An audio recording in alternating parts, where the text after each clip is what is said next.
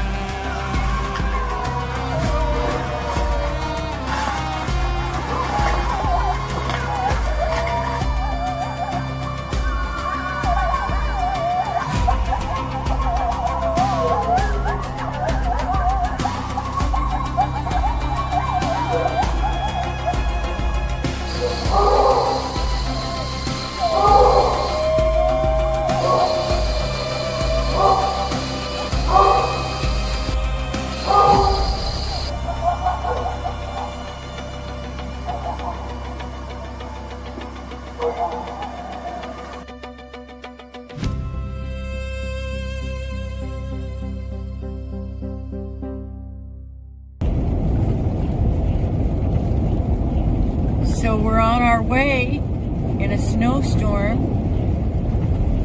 to go try to find someone who's lost in the woods. You'll say a prayer.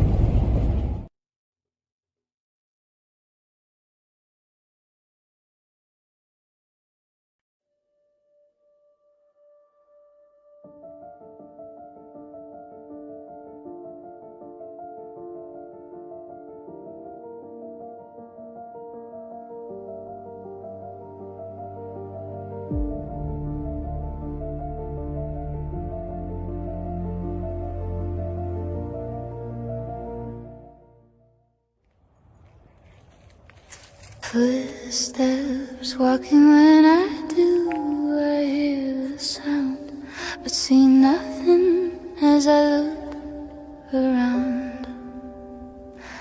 I see many eyes shining, following everywhere I go. Every time I look in the dark, they're looking at me. A foul smell in the air as people walk around without a care. Shadows in the corner of my eye, but when I turn to look, there is nothing there. A blur passes by, but what do I see? Only that who calls my name from the forest, the same as my father do. My hair stands up on the back of my neck, I feel sick and dizzy now. Disoriented, spinning around.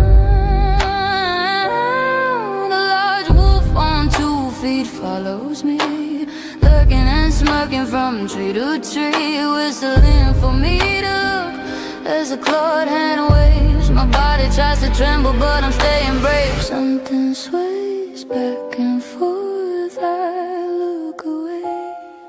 I remember my mother always told me that when I hear and see this in the woods or around town, I am to sound the alarm, but let others know predator Bigfoots are hunting, and I should go and let her know. My father knows what to do as he calls to other men too. Mothers find their children and let them know to stay close. Stay in the house and pull the shades down. Hold your breath and don't make a sound. On from the teaser before the predator Bigfoots are back and hungry for more. Men and women form lines to clear the land. The brushes beat as townspeople walk from the street to the wood line, moving slow into the woods now, making no sound as a gifting tree is found. Food and children's items with sales and flowers too. Why would someone do this to our town? Putting us all in danger. The shoes of a stranger are seen. Someone has been feeding predator Bigfoots near our family's home. Trees bowed and pulled down, sharpened spikes placed in the ground as the forest goes quiet. Not a bird, cricket, or frog. The trees are still, the forest has a chill. Weapons now ready as all know the sign that predator Bigfoots are around. Now it's a trap as he slaps on a tree. A whoop over there and a breath next to me. Now whoops everywhere behind every tree. A raven's call, but that's not all. Coyote sounds, how his broken branches are heard. A baby's cry, I hear a hoot, and an owl flies by a call for help. Then the sound of a scream, like a dream will come to the reality of now. Predator Bigfoots all around. I didn't make a sound till now. We all know, put the sign at his head to slow their charge. People run from fear as others stand clear, calm in the rain as the ground is now stained. The forest now quiet as only few walk away. Now we look for did the predators are down.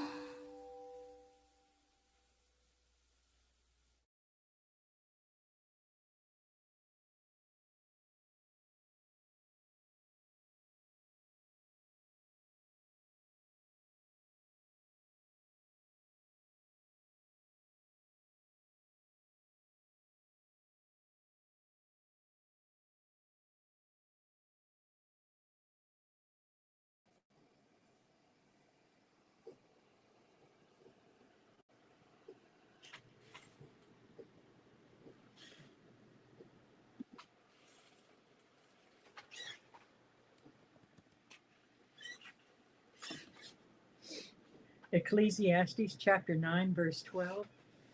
For man also does not know his time.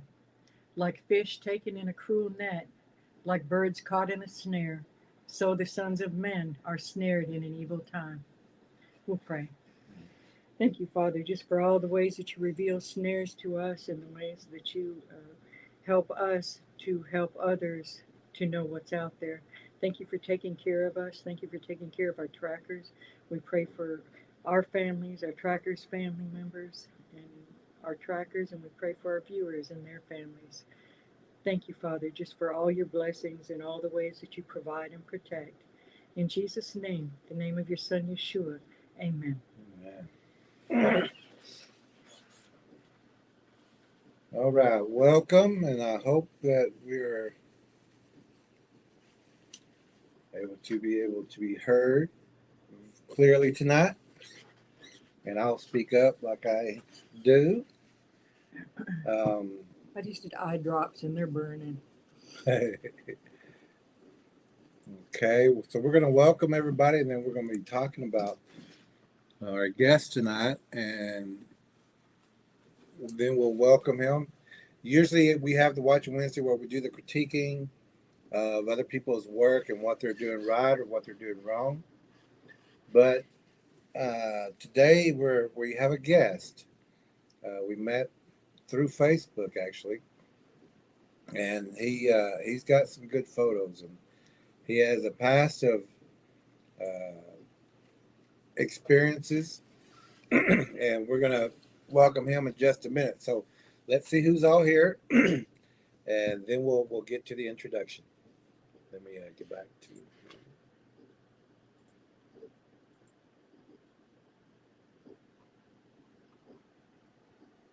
Looks like we got a couple of comments we're going to cover. War Chief is the first in the room tonight. Where is Lauren War at? Chief. War Chief number one. My eyes are still too blurry. This is Halito, Osio, and Ola, Jerry Lee Horse Choctaw Williams, Ella, Lee Tracker E. Williams, Warrior Trackers, Shadow and Thunder Trackers, and friends. War Chief is saying hello to everybody. And hello to War Chief. Elastic Machinery. All right, if you want to. Go ahead. I was just trying to where I could see. Elastic Machinery. He says, hey, War Chief, really looking forward to this. And War Chief is giving the thumbs up. Lorna, Yes, Tracker Lorna. She says, hi, Tracker, Lee Tracker E and Jerry Williams. She's also saying hello to War Chief and to Elastic Machinery. And Tracker B is here. Tracker B. Wow, all right. And everyone, you're gonna love tonight what we're gonna be sharing on some of these experiences. It's a new person that we met, and hopefully we can become friends after this and see where it leads. Tracker Lorna is saying hello to Bernice, and look who's here. Shadow Tracker J.A. No, go ahead. It's still kind of blurry. Oh, okay. Shadow Tracker J.A. is here saying long time no see. Good evening, everyone. Tracker Lorna is saying hello to Shadow Tracker J.A. And she is saying hello back to Lorna. And Shadow Tracker J.A. is saying, I agree, Elastic Machinery. I think it's going to be fascinating. The reason I'm talking different is because Ella gave a reading the other day, and she emphasized on the words. And She had a great reading. If you all caught that one, and that's on the Peculiar Path with Lead Tracker E. So go to that channel, subscribe and like. Watch those last two readings of the Book of Enoch. Wonderful, lots of information. And then this coming week, we're going to be having a recap and a what's it called? Yeah, commentary. Commentary over what we have covered so far. So everyone is caught up and knows what we're doing, knows where we're at, what's going on before we move on. Kind of like our tracker course that we have. We want to make sure everybody knows what we're doing, where we're at, and if you have any questions, we'll help answer those. And we have people in the chat room who they're very studious of the Bible. They know what they're talking about. They know about the Book of Enoch also, so they can help out as well. And then tomorrow morning we have a book reading at the local public library. Tomorrow morning we have a reading of our children's book Monster Spotters at the public library, 10:30 in the morning, and we're excited, very excited about that. It's fun reading to children. Yeah, and teaching them in a good way. Yeah. Of what to look for. And there's a lot of parents out there who don't know about Bigfoot, or someone may even mock or ridicule or laugh. But the children, when you're teaching them, they're like sponges, and they want to learn. They're asking questions that the adults don't ask. So, Right. So you can give them the information, and they can go home, and they can keep their family safe. If it's the child that keeps the whole family safe, it's the child that keeps the whole family safe. At least one person in the family needs to know what's going on, what to do, what to look for, and share with the other family, even if you got to do it little by little, because a lot of people won't be open to all the information at one time. So little by little, step by step.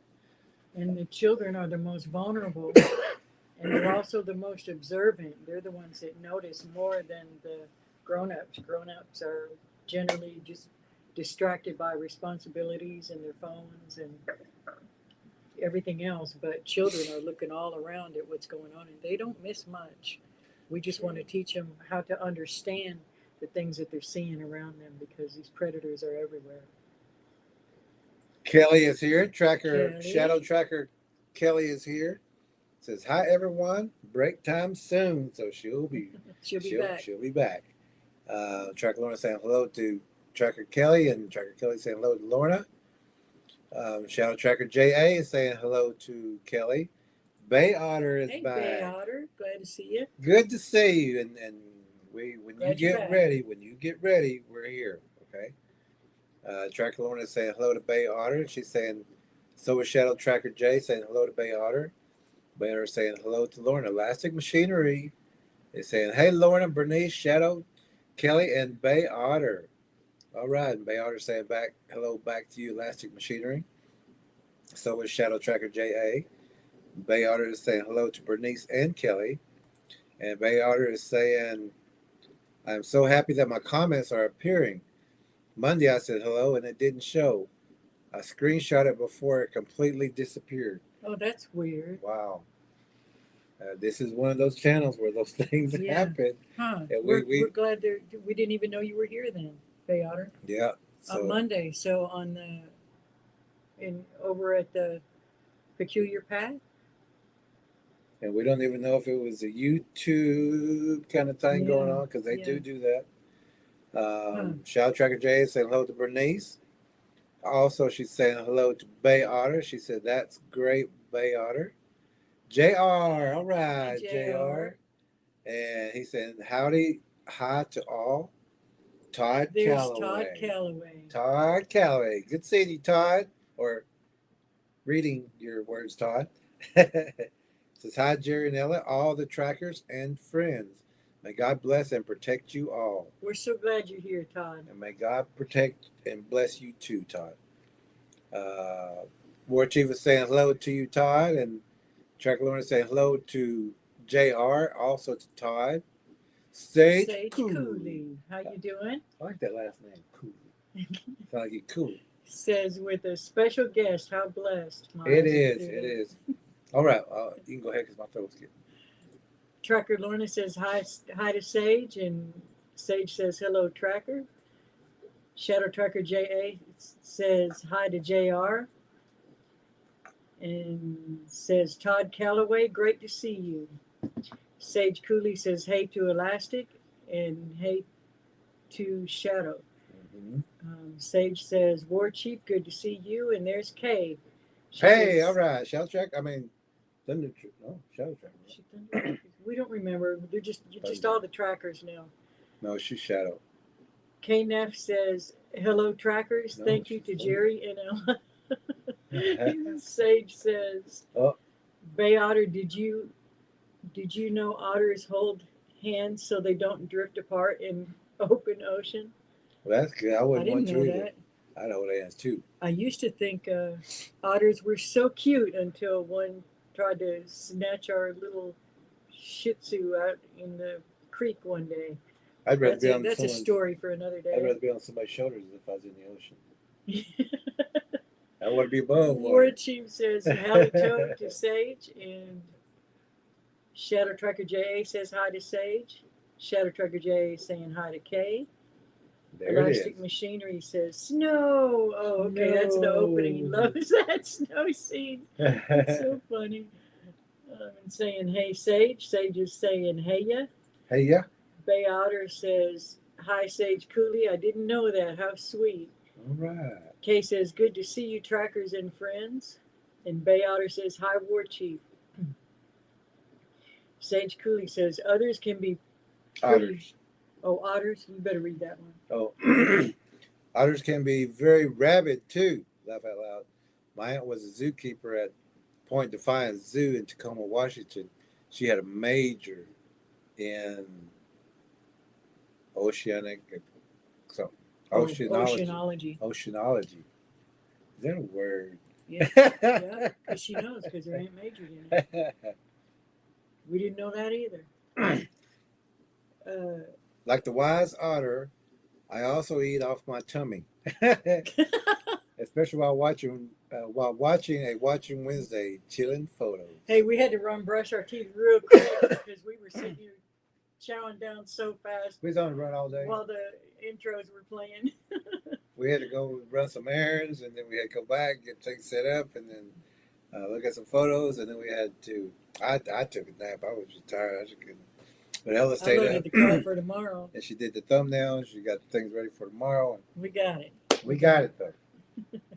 So ignore if there's anything in our tea, but yes. We did check. We did check. Just quickly. Sage says elastic. That is the way. Yeah, on the tummy. Tracker Lorna says hey to Kay. There we go. And says welcome to David Hughes. Absolutely. To Daniel Hughes. Daniel Hughes. Sorry, you better read, baby.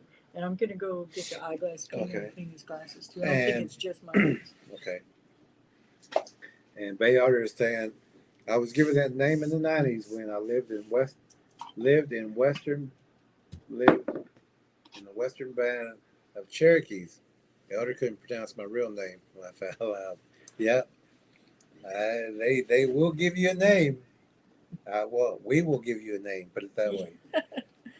Bay Otter said that's funny, elastic, and War Chief is saying amen. Shadow Tracker is saying amen. Tracker Lorna is saying amen, and War Chief is saying 5 by 5. 5 by 5. 5 by 5. Not sure what that means, but I'm sure I should know. Shadow Tracker J is saying hello to War Chief, and JR says clear audio. Good. 1, 2, 3 at KWO3 94.9. Sage Cooley. That was a very good DJ voice. Well, thank you. Sage Cooley saying hello, or Jerry and Ella Williams, the most wholesome couple in paranormal and cryptozoology. What a beautiful compliment. We're going to leave that We'll up. take it. We're going to take it. We're going to leave that up. it. Screenshot it. But thank thank you you so much. Thank you. And we couldn't ask for a better viewing group of people and no kidding. trackers and friends. We just Don't couldn't make ask it for easy. Yeah. Yeah, Because only a we're few just people So, Test our Jesus. yeah. And our trackers take care Tempt of us to that. lose our Jesus. Yeah. If they test our Jesus, our trackers like boop, you gone. Yeah. Daniel probably seeing me popping off and popping back Yeah. at some of the Both of people us, in Facebook actually. today for giving Jerry a hard time. I can tolerate a lot of things, just not that. Hey, that's good. And it was just because we're showing photos and And- trying to and- educate people, People mock what they don't understand. and they weren't even from the area, most of Yeah. them. So, But the good thing to come out of it is meeting Daniel. yeah, sure is. Elastic Machinery. Says, ha ha, I love it. The audio is greatly improved too. Good, good. We can thank Tracker L for that. Mhm. Look who's here. Junior, how you doing, Junior? He says, hello, Tracker family, and good evening. I'm at work. I'll be in and out during the show. Good to see you, Junior. And Junior has graciously bought us some tracking pants, and Yeah. they fit good. They And wear the box good. got here yesterday. Thank And you the box so got much. here yesterday, and thank you so much for that, Junior. All right. Very thoughtful person. Tracker Lorna says, hi to Junior. And JR says, Bay Otter, if it does that again, X out of the chat and click back in. Might work then. And Bay Otter says, thank you, JR. All right. So we met our guest. We met our guest today, actually, and I posted a picture of. I think I got it. Is he in the room? Not yet. Let me message him and just say.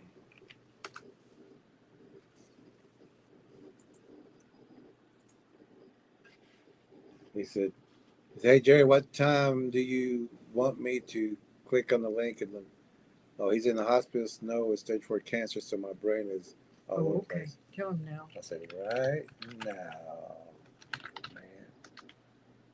And that's We're blessed to meet him. yes, and his message was, "Hi Jerry, what time do you want me to click in the link? I'm in hospice now with stage 4 cancer, so my brain is all over the place. Laugh out loud." He does have a good sense of humor, and we were talking Yes, today, good attitude. and he's got a lot to share. He showed us some photos. Let me see that one. Let's see. The one on our thumbnail is Daniel's. I don't even have that one on here. Which one? The one where the but y'all have seen that before. It's the hairless Bigfoot that's looking around the tree, green looking. But I posted that, and I said that they were eating pets at the place that we were helping. And he come on and he put, yes, they do eat everything. They're always hungry, and Yes. that they will eat you too if they're hungry enough. If you're the opportunity or the food in the pantry or the food in the area, they will make a snack of people. So Stuart is here Stuart from Scotland. from Glasgow. Hey, Stuart. Good to see you. He says, good morning, Jerry and Ella and everyone. Great to be with you this morning from Glasgow, Scotland. So it's like 3:00 in the morning, man. We reposted one of your comments today on Facebook. Actually, there where in one of the posts where some people were attempting to give Jerry a hard time, but you can't really give Jerry a hard time, but where they were being rude to him, and I posted one of your comments, and was just thinking about you this morning, Stuart, and Yeah. thankful for your comments. Trucker Lorna is saying hello to you. Stuart, War Chief is saying hello to you, Stuart. And Stuart is saying hello back to Lorna. And Lorna is letting everyone know, hit that like button and subscribe. Yes, thank you for that. And if one of the moderators also could, sometime during this, put the links to our books in the chat, that would be great too. If not, you can find them on Amazon, and we'll be talking about them a lot tonight.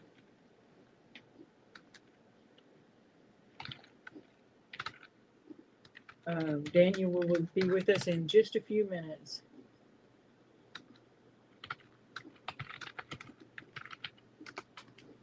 All right. So, like we're saying, we met Daniel today. We were having a lot of, well, you know how it is. Everybody knows how it is if you post a picture of a predator Bigfoot. The people who don't know or never seen one or are still way back there that says they don't even exist, those people always have something to say when they have nothing to say. And so instead of asking a question, a couple of people asked questions and wanted help knowing what they were seeing, but they asked respectfully. We love that. But the ones that, like one woman said, something about explain the crappy picture, but she spelled crappy wrong, which I thought was funny. Whenever somebody's trying to be rude, but then they make a mistake in their rudeness, it's hilarious to me. But just that kind of thing. And so where were we going with that? I'm sorry, I interrupted you to gripe about that woman. Oh, well, I was going to say Shadow Tracker saying hello to Stuart. And Stuart is saying, Jerry and Ellen, thank you as always. Where football team didn't soccer do well tonight. Uh-oh. Oh. I don't know anything really about soccer. I did take a course in college to get my grades back up. But I don't see how people run and kick at the same time, because I kicked that ball, but it went over the top and my legs shot out. So I took it easy after that. I still passed, but it's fun to watch. Yeah. But sorry your team didn't do too well. Maybe better next time. Mm-hmm. Oh, wow. Look at this. Oh, thank you, Elastic. Appreciate that. Thank you very much. He put the link in for our Predator Bigfoot and the Spiritual Warrior's Path book. All right, on That's Amazon. One we'll be talking about a lot tonight. Yeah. Stuart is saying hello to War Chief. And he's saying a big hello to all the shadow trackers. There's also thunder trackers, and there's also warrior trackers out there. Yeah. I'm just going to simplify it and call them trackers. Man. So we were having a flack day kind of thing. People giving us a little flack. But it's been a while. And it's sometimes funny whenever I get up and Ella's saying, or lead tracker, he's saying, I got it. I'm going, okay. I already know what she's talking about. She's already on it. I'm defending your honor. Somebody's saying something. But most of the people are people who don't even. That's it. That they just they don't know what they're looking at, and so they mock it instead of asking decent questions. But so, yeah, demanding you explain the crappy picture is not a good way to get more information from us. It's not going to get the response you want if you're truly wanting to know more about the photos or the videos. And today, everybody was just on it. Not everybody. I would say 70% of the comments were rude. And but it's nothing we haven't heard before. No. It's like it's a repeat from the beginning, way back there. Yeah. The repeat. It's just that we're in a new group posting some things. Yeah. And so now we need to educate this group. Yeah. And if it's like you're going, what? Because they're way back there trying to say something about things that we've covered. I don't know how many times. Everything that we've explained and taught to people. But if they've never seen us, they don't know. It's just that, ask people respectfully, that's all. And it's kind of funny too, because these are beginner kind of people, and we've been kind of with different professionals, I guess you would say. So Daniel is here. Oh, good. We are going to go ahead and welcome Daniel. Moderators, trackers, please be on your toes tonight to make sure nobody interferes or starts a chat or anything like that. We just want to listen to Daniel and have him explain the stories and the photos and what he's been up to from when he began and how we met and all that. And so we're going to welcome Daniel and bring him to the floor. All right. Hi, Hey guys. Daniel. How are you doing? Hello. Good to see you. Oh, I'm doing okay. Thank you. This is Jerry, Still and I'm still the kicking, but not that high. Do I? Still kicking, but not that high. There you go. Yep.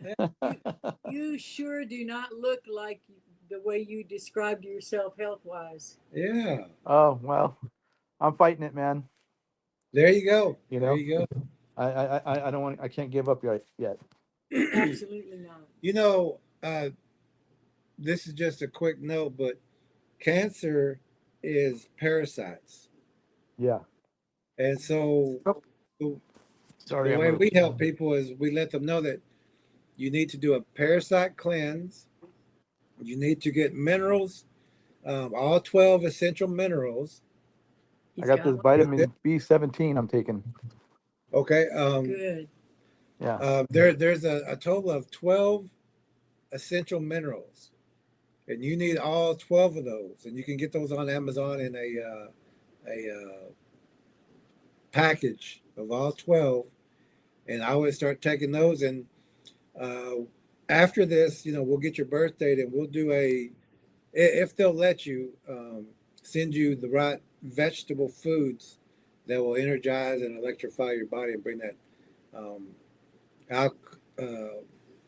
Make it more alkaline. Yeah, it'll bring it above the 7 to 7.5. So your body will start attacking whatever is there. Oh, okay. Specific to your birth date Yeah. for what Yeah, I you was need. talking with a gentleman that's he's a researcher and he's like 82 years old. He's a doctor and he's a Bigfoot researcher, and he's the one who told me about this vitamin B17 because I just, I was doing, I've already done like 50 treatments of radiation and then 18 months of Firmagon hormone shots, and they wanted me, I don't know if they wanted me to do this chemotherapy. I just don't want to do all that stuff again, man, because I did that like 5 years ago Yeah. when Yeah. I first had prostate cancer, and then it spread. I thought I had it under control. My PSA was down, to 0.0.1, and then it jumped up to 36. So, Well, God has his plans. I don't know.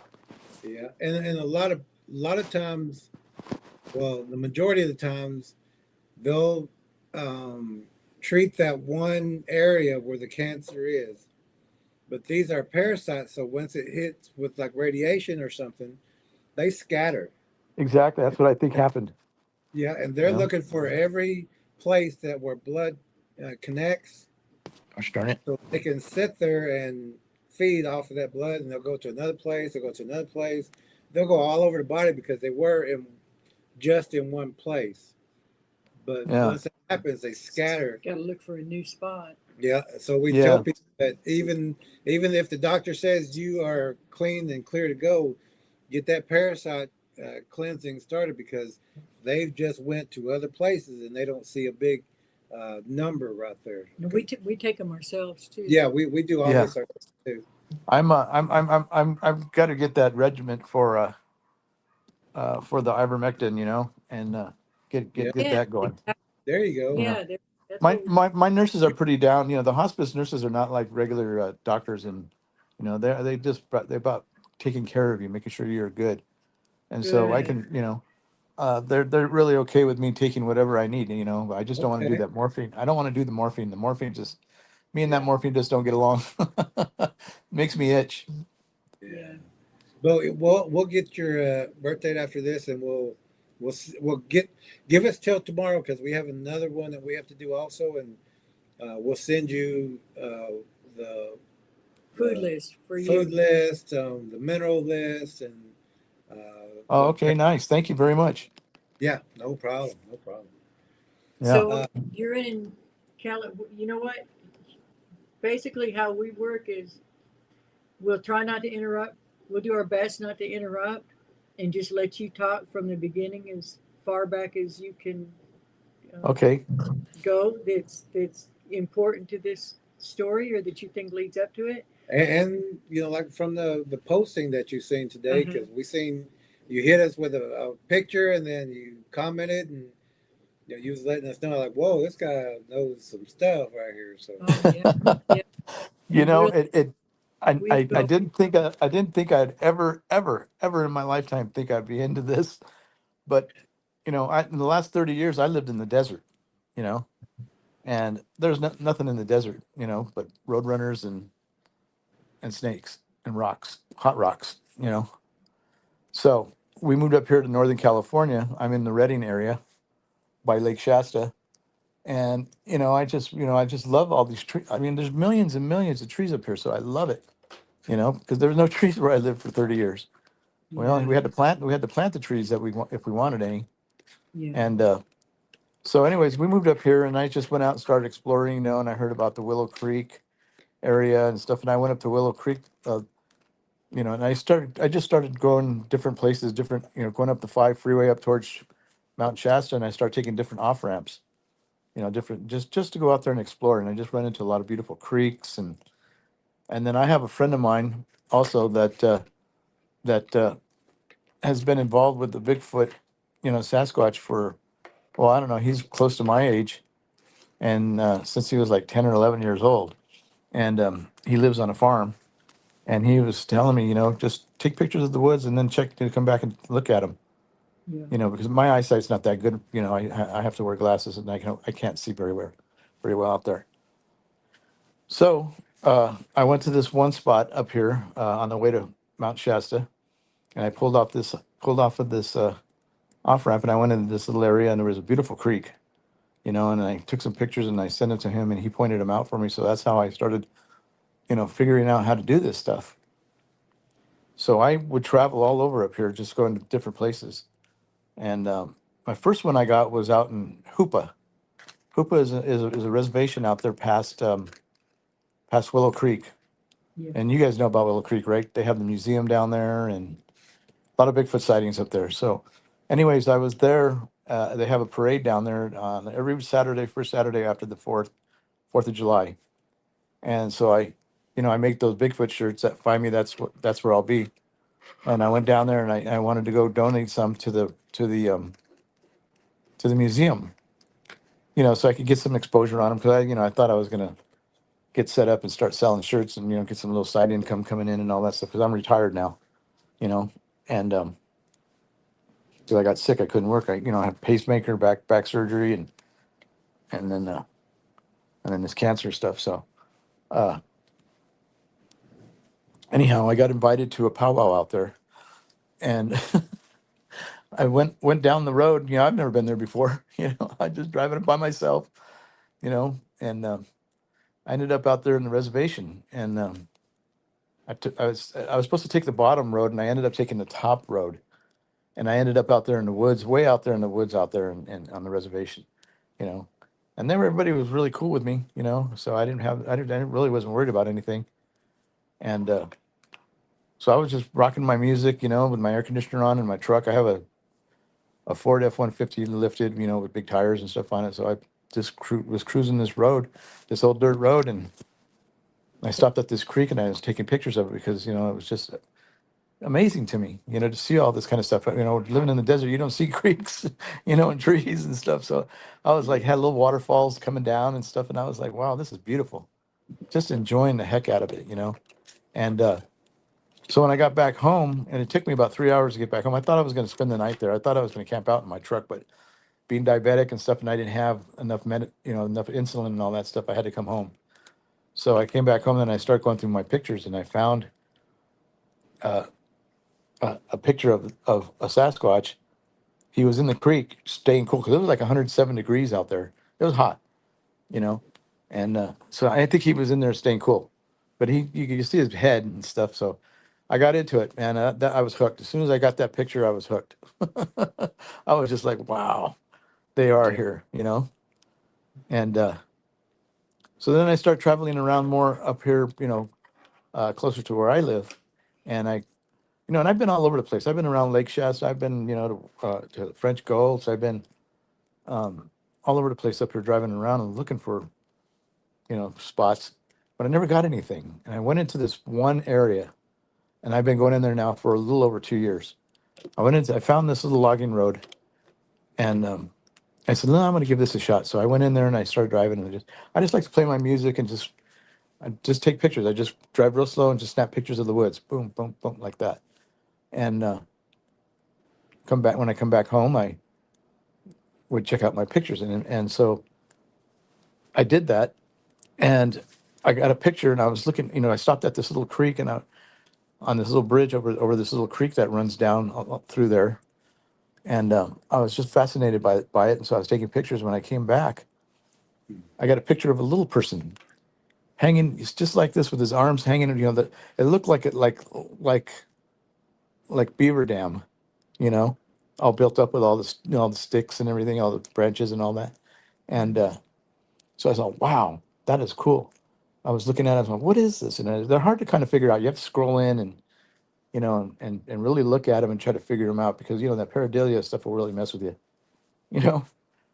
So anyways, that particular day I had went further in, and there was a little campsite along the creek, and I saw all these tiny little chairs. Not a bunch of them, probably two or three little tiny chairs. I mean, they weren't even big enough for a little toddler. So then I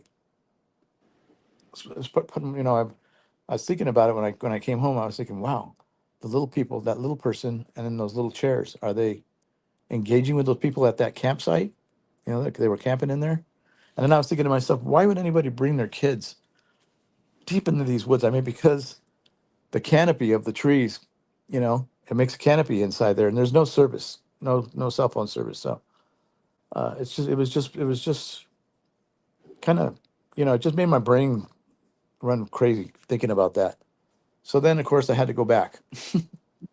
So I went back again, and as I was in there, just looking around and stuff, there were some loggers. The guys were out there cleaning the road with a tractor because it just rained, couple days before, and so I guess they were cleaning clearing the road for the logging trucks. And I remember the kid came up to me out of the tractor, and he said, "Hey, are you hunting?" I said, "No, I'm just out here just exploring." And so I went into this little offshoot, like a little cutout, and I was just sitting there, just looking around, and I saw them drive by. It was later in the afternoon, about 3:30. As I saw them drive by with the tractor, and they were moving pretty good, and I was like, "Wow, I wonder why they're going so fast."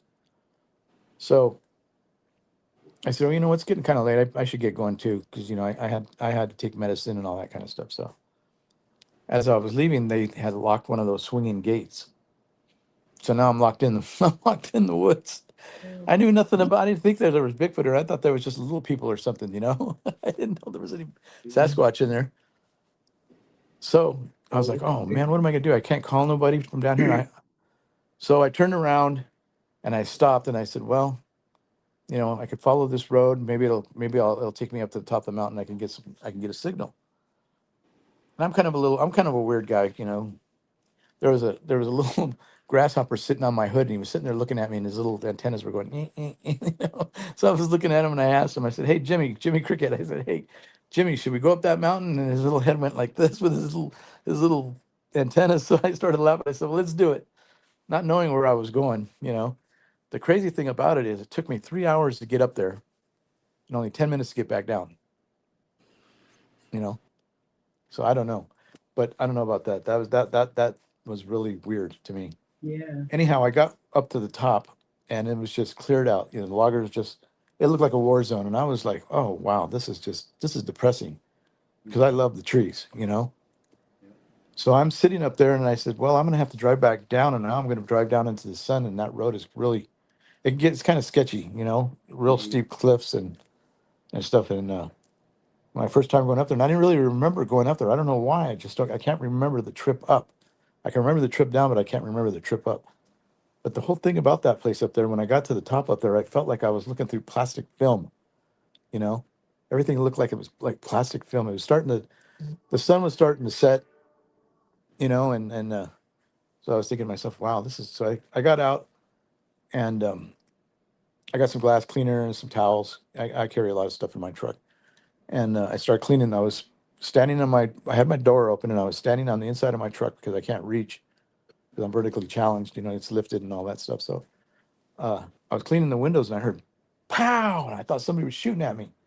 And I thought, holy crap! I thought, holy cow, who's that? So I grabbed my phone and I just started taking random pictures. That's the one picture I don't I sent you with the guy, the one with his head peeking out of out of the trees. Is that the I caught I sideways? caught I, I caught that one. Yeah, he had his head leaning like this. Okay, Yeah. thank So I said, wow, that's a wood knock, you know, because I listened to a lot. I've been listening to some podcasts and stuff. Yeah, that one right there. So when I got home, I found that picture and I was like, holy smokes. Oh, but anyways, uh, before that, I had to call the Rangers to get me out, you know, because I didn't know who to call. I don't know the company that locked me in or anything like that. So I called the sheriffs and they got a hold of a Ranger and he was coming up there. So I said, all right, I'm going to drive back down the hill. So I drove back down that mountain. And when I got to the gate, my son-in-law and my daughter were there with bolt cutters to cut the lock, you know, you. Yay, because there you go. yeah. And they brought my medicine and stuff and water and all that good stuff, you know. 'Cause- and so when I got there, my son-in-law was all, Daniel, it's unlocked. And I said, what? Because I saw the Ranger go up and I came down and I was in one of those cutouts and I was just sitting in the, you know, in the shade. And I saw that Ranger flying up up the mountain in his truck. So I said, I'm gonna see if I can get out. Maybe he left the gate open, you know. Hmm. So when I got to the gate, they were there, and so we opened the gate and then we left. We turned around and left. So I was on the freeway and he called me, the sheriff or the ranger. And he called me and said, "Hey, where are you at?" And I said, "I'm on the freeway. I'm already gone. I bounced, man." You know. And so I said, "Somebody just dummy locked it because that was me, and I think he wanted to keep me there, and so he could give me a ticket for trespassing on the on the Sierra Pacific land." You know, because I had to go all the way to the top up there.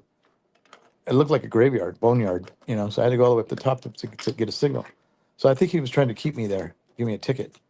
But I told him I'm already on my way home, and he started yelling at me, "Well, you need to know where you're at." I said, "I know where I'm at, but I didn't know anybody was going to lock me in." Yeah, You there know, you he said, "Well, there's posted." And I didn't see no sign. You know, we didn't see any kind of sign in there. Just no off road vehicles. And my truck is a street legal vehicle, not an off road. You know, an ATV. So go. Daniel, yes, there's actually two in this photo. yeah, and That there's one, some below too, but you can't see them because I have that circle covering it. okay. Yeah, the one that's got his head leaning to the side, he's leaning because another one is looking Behind him. forward. Yeah, It's a darker shadow looking this way. yeah. And I'll tell you a little story about that. You know, it's funny because the one down below, I covered it up with the red writing I put on the red circle. oh, okay. I covered it up. It's looking like it's laughing. It's smaller. It's looking like it's laughing at me because when I got up there, you know, I had to go to the bathroom. So you know, I took off my shorts and I was parked up there and nobody was up there. I mean, it's, you know, 6:30 at night, you know, and nobody was there and the sun was starting to go down. So I put my foot up on top of my step, and I had to go potty, you know, number two. Hmm. And as I was going number two, my foot slipped off. So then I pooped on my shoe. And I was like, oh man. And I started shaking my hands like this, gosh darn it. And so I think that other one was laughing at me. So they probably know me as you know, the guy that poops on his foot, you know, I don't know. So I got to get my Windex and paper towels and wipes and all that stuff that I carry with me and get that all cleaned up and stuff before I left. So I don't really tell too many people that part of the story, but But you just Well, told a lot of you people. just told a yeah. couple Well, 100,000 that's all people. right. You know, we all got to No, go. channel's not that big, so you're There was good. no Yeah, outhouses up don't there, worry. man. You just So, told you know, people. you just do what you got to do, and that's what I did. But I think the one below it in the red circle is you can see it's laughing. it's got its mouth open, like that, laughing. That's how I take it. So That's anyhow, that's not this one, is it? 'Cause this one looks kind of like. no, Oh, that one's cloaking. yeah, it's got a. Its mouth is closed. Okay.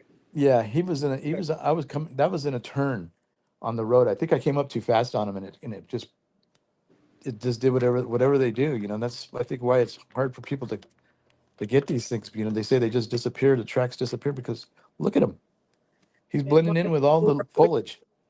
about it being blurry pictures, and we're like, That's they them. are blurry. Yeah. Yeah, I don't know why. I think that I think it's some kind of a frequency they put off or something. I don't Their know. hair follicles don't have that medulla in it. So if you ever researched invisibility shields, it's curved. Yeah, So every hair is curved, and so when that light comes in, it kind of goes around or absorbs in between, and so it'll look just like a tree. It'll look just like a What's around bush. it? Look yeah. just I like a think I rock. sent you another one that is cloaking too, but that one's weird. It's just weird. The whole thing is Yeah, weird, but I like the weirdness, I guess, because I keep going back. yeah. There's another one over there on this right shoulder, looking over. Also, Can you Yeah, show? there's a lot of them in there, and here's one of the translucents that we usually see. And do yeah, you see those wavy lines? yeah. I see all that. It's all blurry stuff. Yeah, and right over where those numbers are, I can see his head's right there. you can see his His head. Yeah, face. good. He's all green. He's all green. Yeah, and it's hanging in the tree, just He's, sideways. And Just it's just because he's picking up the colors around him. he yeah. looks like the Hulk. Hmm. Hey, Good eye. let me uh, let me show you this real fast. It'll just take a second, uh, but we'll show you a couple of translucents of like what you're talking about. Okay, just take a second here. At any given time, you have offensive and defensive feelings that protect you. Goose pimples on the arm, hair on the back of your neck stands up, flowing wind or a shiver. It all informs you of a cosmic translucent predator. The demon takes an outlining form by bending light. They look like heat waves on a hot highway, see-through or blurred, just an outline of a form, boiling, shimmering, crystallized, or a watery haze look. Right behind the light is where the demon hides. Yeah. And we couldn't hear you while that was playing, but we could see you were saying something. Oh yeah. I don't remember what I just said. Well, we understand whenever with these pictures that you sent in, we understand them because we know about that watery haze look, that crystalline, that see-through, how Oh it yeah. blends in. I have a picture of a little kid, a little Bigfoot, probably about I don't know, maybe about 5 or 6 years old. Looks I would think he's real skinny, you know, but he's on the tree. He's on the trees, hanging onto the snags, on the tree, and he's looking down at me. And that's where I was parked at on. I was parked on a bridge over a little creek, and I have another picture of Mama. I think it's Mama because she got her mouth open. She's grinning. She's showing her teeth. So I don't think she was happy that he wasn't hiding good enough because I had pulled up to this little bridge and I said, "Man, this is where I'm gonna eat my lunch." So you know, I grabbed some lunch and I just sat there and I was eating and I looked down in the water, and I never used my binoculars. I never do, or my spotting scope. Never. I don't want them to think that I'm looking for them. You know. So I was by myself. I used to go alone, but I don't do that no more. Because there's some big boys out there, Yes, there Yeah. are. real big boys. And so what I saw down there in the water was like a big head, I don't know. It was weird. It was weird. It was shaking like if it was like a cartoon character. You know when a cartoon character goes, they go blah blah blah blah blah blah blah blah, blah, their head shaking. Yeah. It was in the water, just going like that, like it was saying something. La, la, la, la, la, la. And I was looking at it, through my binoculars. I have these little binoculars. I was looking at it. What the heck? I put it down. What the heck was that? That kind of creeped me out. So I said, I'm out. I'm just gonna go. I don't want to sit here. Yeah. So I left and went in further where I usually go. I just usually drive in there and then I go to a certain spot and then I turn around and come back. Yeah. Your instincts are good. Yeah, and I'll leave them something because they got kids, the little kids. After I saw the picture of the little kid, I have 8 kids. You know, so I have older ones. All my kids are older, and I have 3 foster kids, and they're little. The youngest one is 9. So I wanted them to have some snacks. So I'll leave them like apples. Well, I first left them a bag of apples, and then when I came back to pick them to check it out, uh, I could see the fingerprints on the bag, but all the apples were gone. So then I started leaving them more stuff. I leave them a loaf of bread. In the wintertime, I'll leave them bread, loaves of bread, apples, bananas, and Snickers. You know, Snicker bars. Here's also a juvenile, a small one. I could see them. Man, I Yeah. have a It picture. I also. have a picture. I have a picture of one similar to that, but it's a big head, big, Mm, big, big round head, and you can see the dark band going across the eyes. oh. Looks like it's painted on. And she's What? there. That's a mother and she has a little one next to her, and they're looking out. See, there's people that live in there, so I don't want to disturb their privacy. You know? And can you see that big claw on that rock wall? Yeah, Yeah, that's the birther, I guess you would say. It's the small one's to attract, and that big one is just right there also. yeah. It's right to the But you right can, of it. yeah, you can see how big claws up there. Yeah, yeah. Man, the one that I could have the picture of, the one where its mouth is she has her mouth. I think it's a she, but that head is the strangest thing is there's a guy standing next to her. I don't know where he came from, but he's got black hair, black ponytail. He's dressed all in black, and I was looking at it, I was like, wow, I don't know if I'm going to go back out there. This is too weird. You know, you know what I mean? Because I don't know if the people that live there are interacting with these people, and I don't want to be fed to anything. Yeah. You just never know. The people do crazy things to keep their secrets. Because I'm in there away from people. I'm away from the population. Yeah. They're just out there kind of off grid. But it's really weird to see that big head. That head was probably about the size of a lion's head. Hmm. I would say it's 9 times or 10 times bigger than the guy that's standing next to her. I'll send you that picture. Okay. And it's really weird. I almost didn't go back after that because I didn't feel, I thought, wow, I don't know about, I don't know if, I don't know what about these things, but my friend that has been dealing with him since he's a kid, he says they're attracted to you. You know, I don't know. I get these vibrations like the old man told me that I met inside there. He said, when you get close to him, he says when you feel the vibrations, that's when you know they're around. So I get that kind of weird feelings in my arms and my body and like a buzzing, I don't know. Yeah. I I get kind of a sense I'm kind of sensitive to that kind of stuff. I've seen some stuff, and I've dealt with some pretty weird stuff in my life, I get a like I want to cough, like an itch in the back of my throat, and I get a Yeah. pain on the left side also whenever they're close. Well, For I me, got zapped in there. People talk about the zapping thing, uh-huh. What did and they say to you?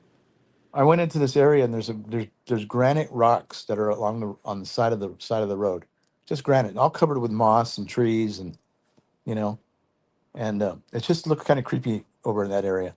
And I hadn't gone back there. So the first time I went back there and I turned around and I came and I stopped right there where those granite rocks were. My truck just shut off. And my truck never does that. Hmm. It just turned off. And I was like, what the heck? And then all of a sudden I just got this ringing in my ears and a buzzing in my head and I felt like I was going to get a bloody nose. I just got like this real bad migraine. And I was like, what the heck is going on?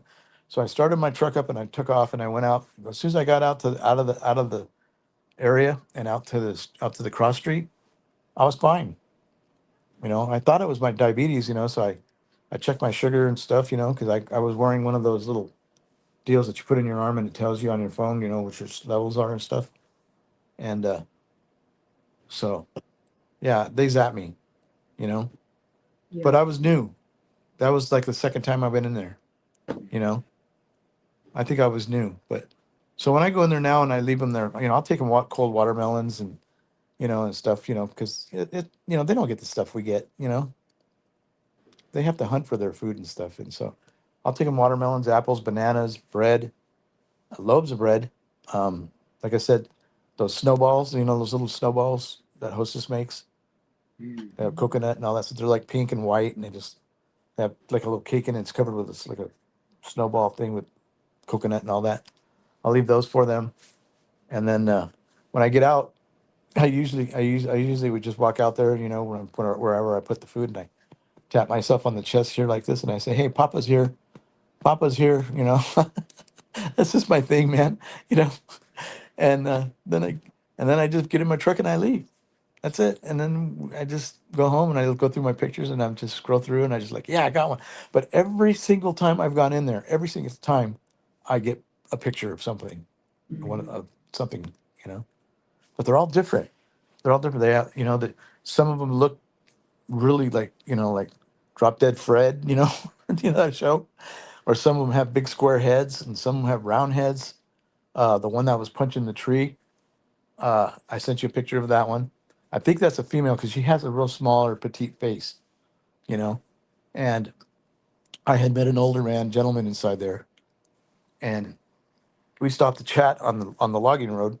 So we stopped to talk, and we were sitting there talking, and that's when I asked him. I said, "Hey," he told me he was born in there, in the cabin that his daddy built, and he was, I don't know how old he was, probably in the late 70s or early 80s or something. And he says, "Yeah," he says, there. And I asked him, I said, "Do you ever hear anything strange in here and or weird?" And all of a sudden he just started laughing really loud, just kind of weird, and I was like, "Oh my God." And he stopped. He just stopped just like that on a dime. And he said, "Why?" He said, "Because I got pics." He said, "Show me." So I showed him some pics and he said, "Oh yeah, they're here." He says, "They're here." He says, "They won't mess with you." He says, "They come and they go." He says, "But if you get too close to them, they'll throw sticks and rocks at you, you know?" And so I was like, oh, "Okay, cool. You just confirmed to me that these things are here in this area." And that's when he told me about the vibrations. When you feel the vibrations, he said he said, "Yeah, me and my siblings used to run down this. This wasn't even a road." He said it was a pathway that my dad used to build this, because you can't see the cabins from the road. I mean, they're tucked in there. I have a picture of an old cabin in there with the alien sitting on top of the roof. A little alien, small alien. I don't know, probably about a foot and a half tall. It looks like it's got a tail. I don't know, but it doesn't look like a squirrel. You know, I don't know. Yeah. Then I have a picture. I'll send it to you. I have a picture of a mountain lion at one of the gifting places. Where I by the bridge where I leave him food, and it's a mountain lion. He's got a big head, big huge head. I can see his eye. You can see his eyes and his nose, but in the foliage, and then below him is an alien standing there. That's really a bizarre picture, and I never saw it until I posted it on the group, and some person told me. He said, "Did you see the alien underneath it?" And I said, "No." So I went back and looked at it, and sure enough, it looks like an alien standing there. So there's a lot of weird stuff in there, man. I've seen. I think I saw the dog man flash behind the tree as I was driving by. I caught it out of the peripheral vision of my eye, and I slammed on the brakes, and I backed up and I looked, and I just start snapping pictures, and that's that one that's up against the tree. But I didn't like it staring at me. It was just weird. So, and me being a dummy, I jumped out of my truck and walked around my truck and then started videotaping to see if he was going to pop out again. And I said to myself, as fast as that thing went behind that tree, he could be on you in a second, man. So I jumped back in my truck and I left. You know, because when I go out there, I usually don't take firearms. I don't want them to think that I'm going to shoot them or hurt them. I'm not out there for any of that. I'm just out there for my own enjoyment, just to go look at the beautiful trees, the creeks, and and all that stuff. And if I get a picture, I get a picture. If I don't, I'm not really worried about it. But there's so much oddity in there, and I don't get that anywhere else. I can drive around, all over the place up here, and I've gone all over the place. I've gone 3, 4 hours out the middle of nowhere. My kids are calling me, where are you at? Why are you what are you doing out there? And that's just me. I'm just out exploring, enjoying my little adventures, and but I never get anything anywhere else except for this one particular area. I'm telling you, I think there's more than 20 in there. More than 20. There's not a clan, man. That's a tribe up there. I sent you the pictures of the ones that were crawling out of the trees. It Oh yeah. looks like a big cow head or something. The other one that next to her looks like a person with long gray hair. I don't know, but I didn't see him. I remember stopping, and I had my best friend with me because I met a person up here. He's a really cool guy, and he likes to go with me, because he just likes it. He's still not fully convinced that the Bigfoot are there, but he enjoys my nuttiness, I can say. And so I turned around and I said, I got to take a picture of all these pictures on the way out further away. I'm probably about a quarter of a mile away because all these going up a hill, just millions and millions of trees. So I took that picture. And when I came back, that was in the picture, and we didn't see them. So that was kind of bizarre to me too. Why don't we see them? But they show up in our pictures. Well, actually, you can train your eyes to see them by looking at a hot, like a hot highway. Those Yeah, waves that come up, yeah, that heat waves. If you get down low, and you can use your car hood also, but just look at those heat waves and let your eyes adjust to seeing that. And when you get out there, you're gonna see that, and that's gonna catch your attention. And then just do the outline. oh, okay, That's how we train. In our book, starting on page 111 of the Predator Bigfoot book, um, is on translucent viewing. And this book right here. yeah, I'll read it real quick. It says translucent viewing is learning to use the outlines to distinguish between trees, branches, and twigs and an object not in true form. Translucent viewing of training the right and left eye is an easy method to locate these predators with the eyes. Translucent viewing is looking for the crystallized or watery haze look, whether on land or in water.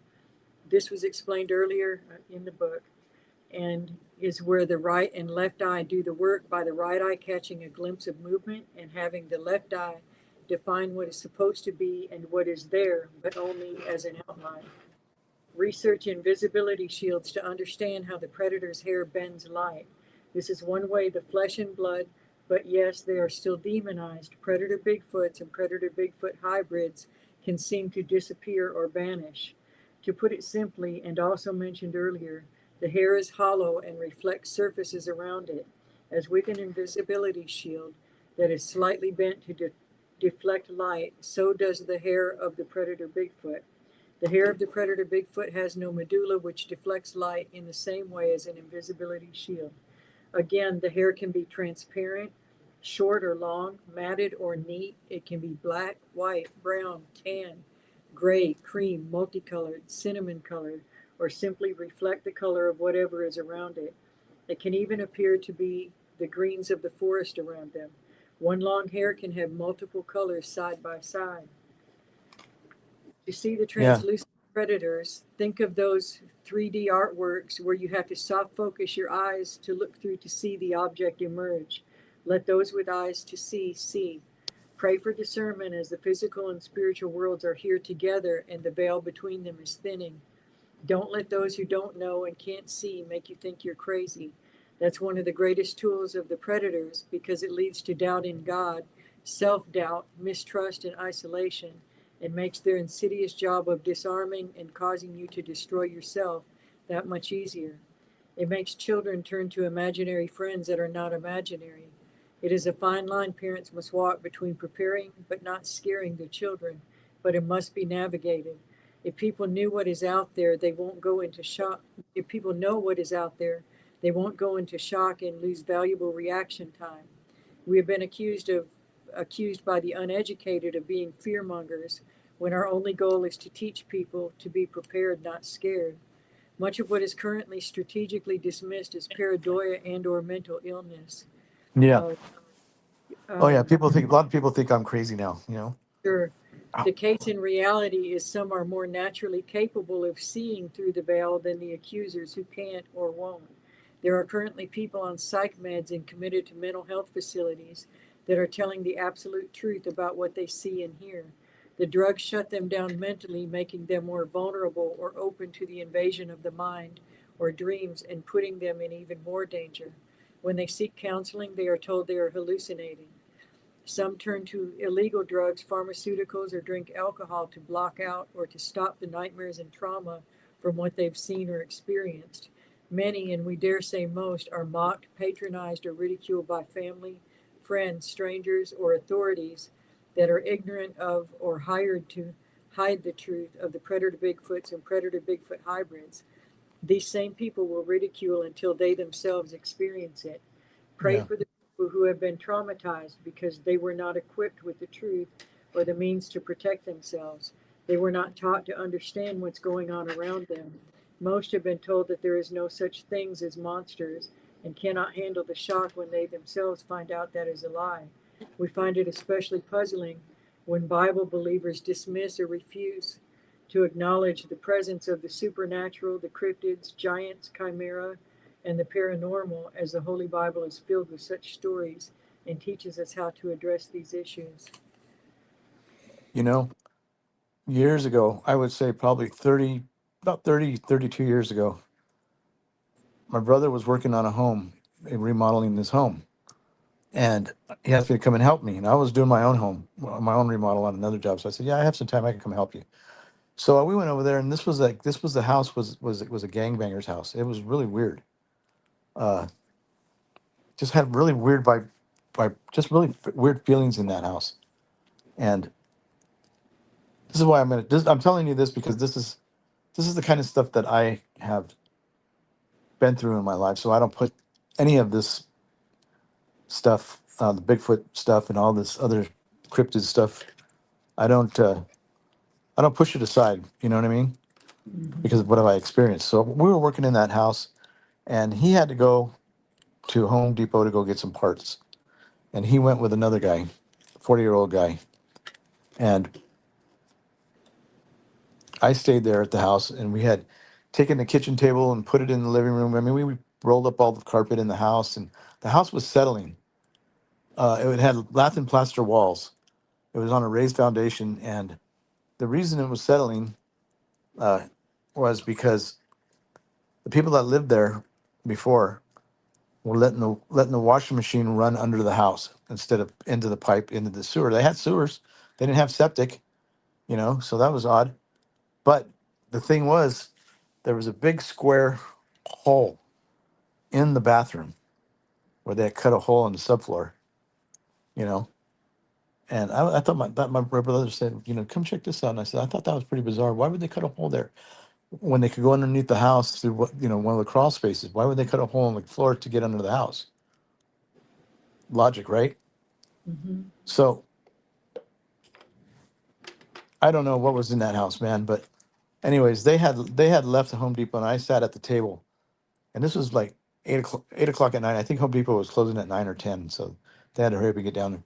I put my head like this on my hand, and I fell asleep because I was tired. It was already the evening, and but we were you know we lived quite a ways away, so we were staying in motels, and so I said, well, I'm just gonna close my eyes. So as I was closing my eyes, I heard this. You know how a diesel truck has that horn like that, or a ship when it's coming into harbor, they blow those loud horns.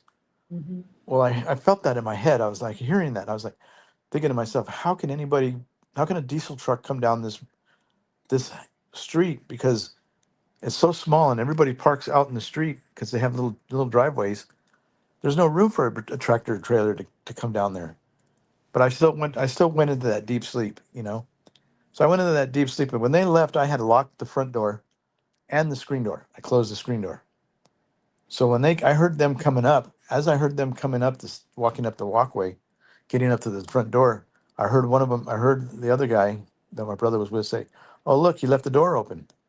Well, I never touched the door; it was shut, so it was cracked open, you know.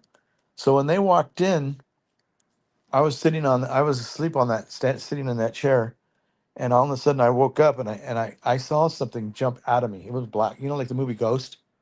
Mm-hmm. Remember the spirit that jumped out or came looking for that guy, the one that the guy that was ripping him off. Yeah. This thing jumped out of me and was going into the floor, and I was trying to grab it, but I couldn't talk. I was half in and half out. I was like, "Ah!" And it scared the living daylights of the guy that was with my brother. He actually started crying. He got so scared. 40-year-old man, he started crying. They My saw brother's it. eyes, my brother's eyes were about that big. They saw it. We all saw it. My brother never wanted to talk about it. He says, "I've only seen that one time in my life, you know." And my brother grew up fast, you know, at a young age, you know. But uh, so ever since then, I was like, wow, that was. I got the giggles because he got so scared. I started laughing, so he thought I was possessed or something. You know, I was only like 28 years old, 26, 28 years old or something. You know, but I got the giggles because he started crying, and then he asked me to walk him outside to his car. The car was only 50 feet from the front door to the street, you know. And I Yeah. said, "Yeah, man, I'll walk you out there." So so the next day he came back, and he came back with a medium, you know. And this medium got down to the hallway, and as soon as he got down to the hallway facing the bathroom, he started crying and ran out of the house. And I looked at my brother and I said, "What is going on here, man? What's going on in this place?" And anyway, my brother was like, I don't know what this guy's, I don't know what they're up to." But anyways, so you know, I didn't think anything really. I was young, you know, I didn't think anything about that kind of stuff. But after that, I started thinking, wow, that was some weird stuff. And then I've had some other things that I've experienced, you know.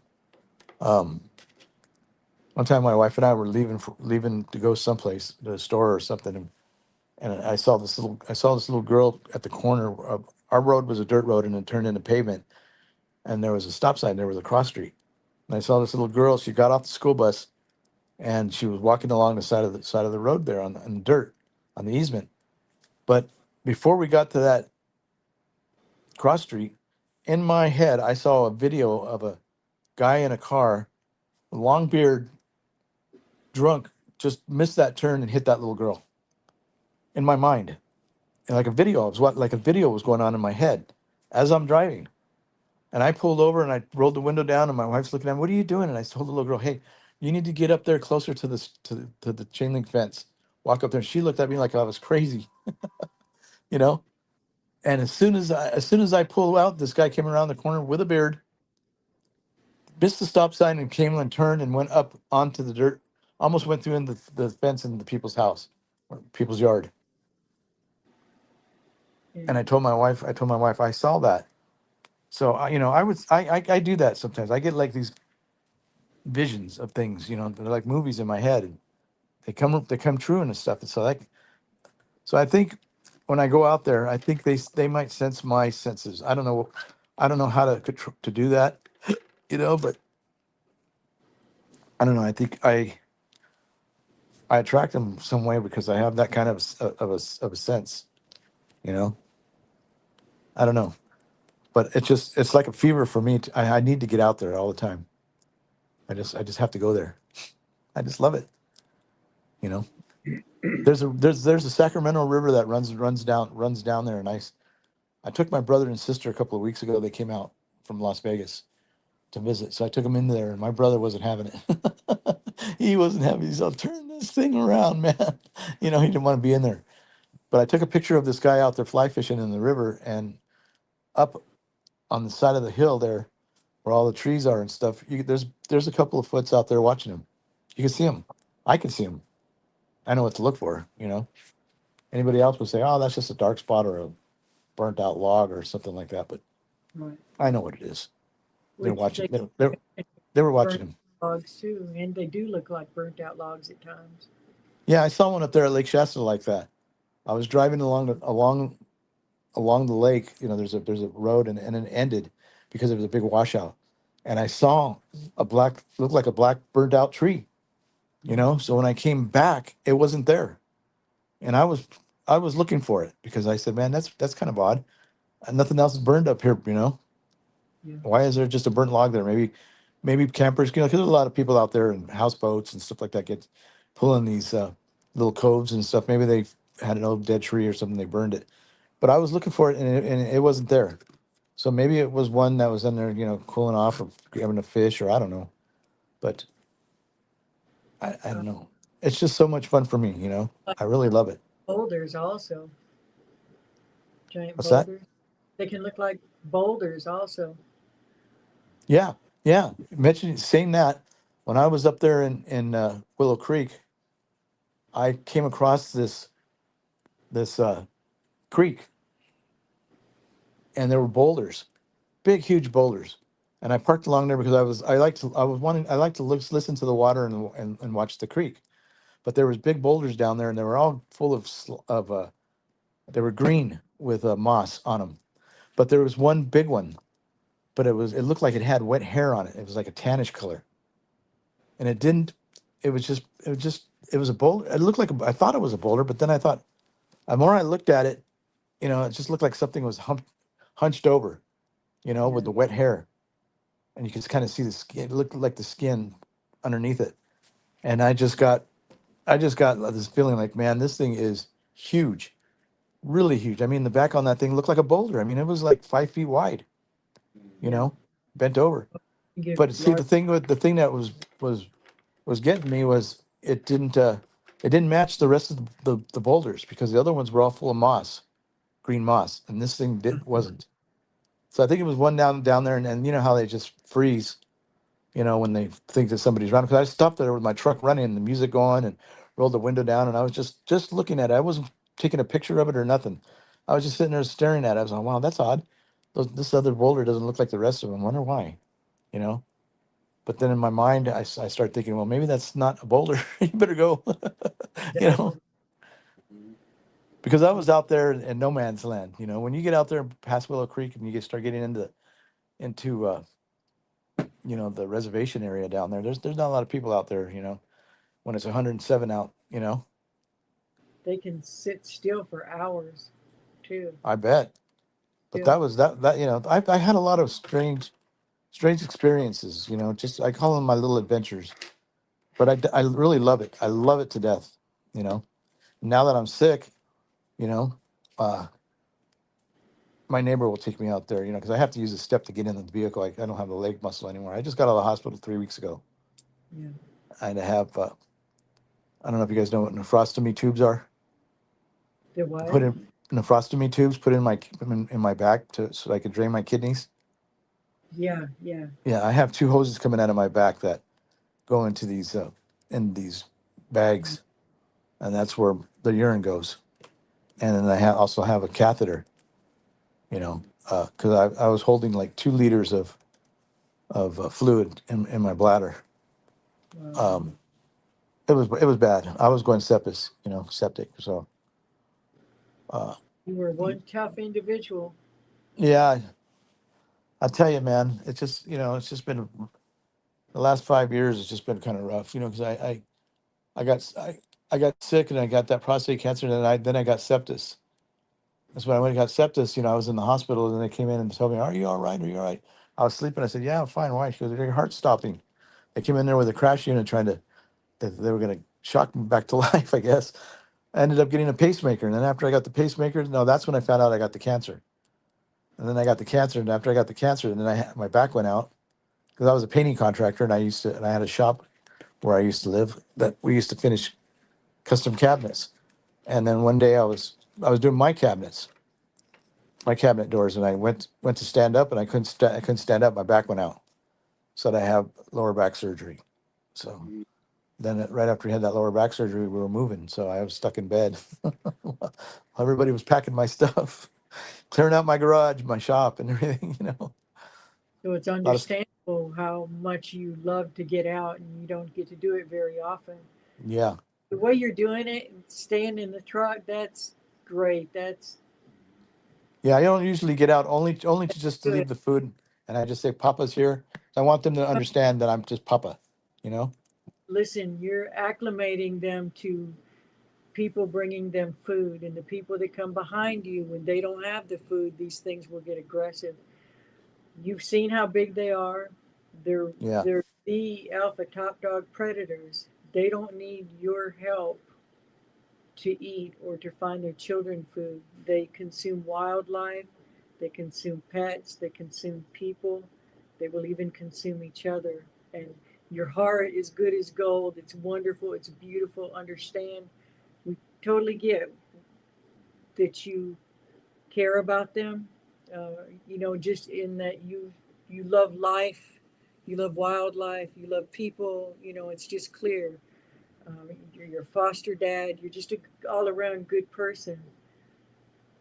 But these things don't need your help, and you're going to put yourself in a dangerous situation, or the people that will come behind you, even the people that live out there in those cabins. These things are going to start getting aggressive. Just even think of a seagull that you're feeding on a balcony. I did this once. Yeah.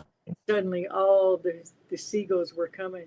They God provided a system for His wildlife, but these things aren't. They're not natural. They're not. They're in. Hopefully, you'll get our book and read it, or we'll get it to you. And This they're book not. also. They're not people. They're not. I saw you had a cross on, so you read the Bible. Oh, I pray every time I go before I even get in Good, there. good, good. That's Yeah. important too, but we also don't want to tempt God by putting ourselves in dangerous situations, right? Right. Um, the driving and the taking pictures, that's awesome. We totally get that.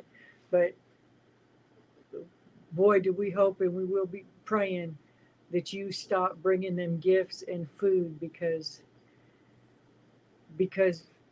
we've had to help people that were doing those kinds of things and it got out of control and it brought problems for their families, for their neighbors. They had to move. We know people, children that are getting snatched. One got snatched out of or they it tried to snatch him out of a bathtub. A young native man just trying to take a walk in the woods. He got um, abused, right? Yeah. By them, poked with sticks, lost his mind. A lot of people will lose their minds. We have one friend that says it's all okay until it's not, and Yeah. just I don't want, to be honest with you, I really don't want to see one.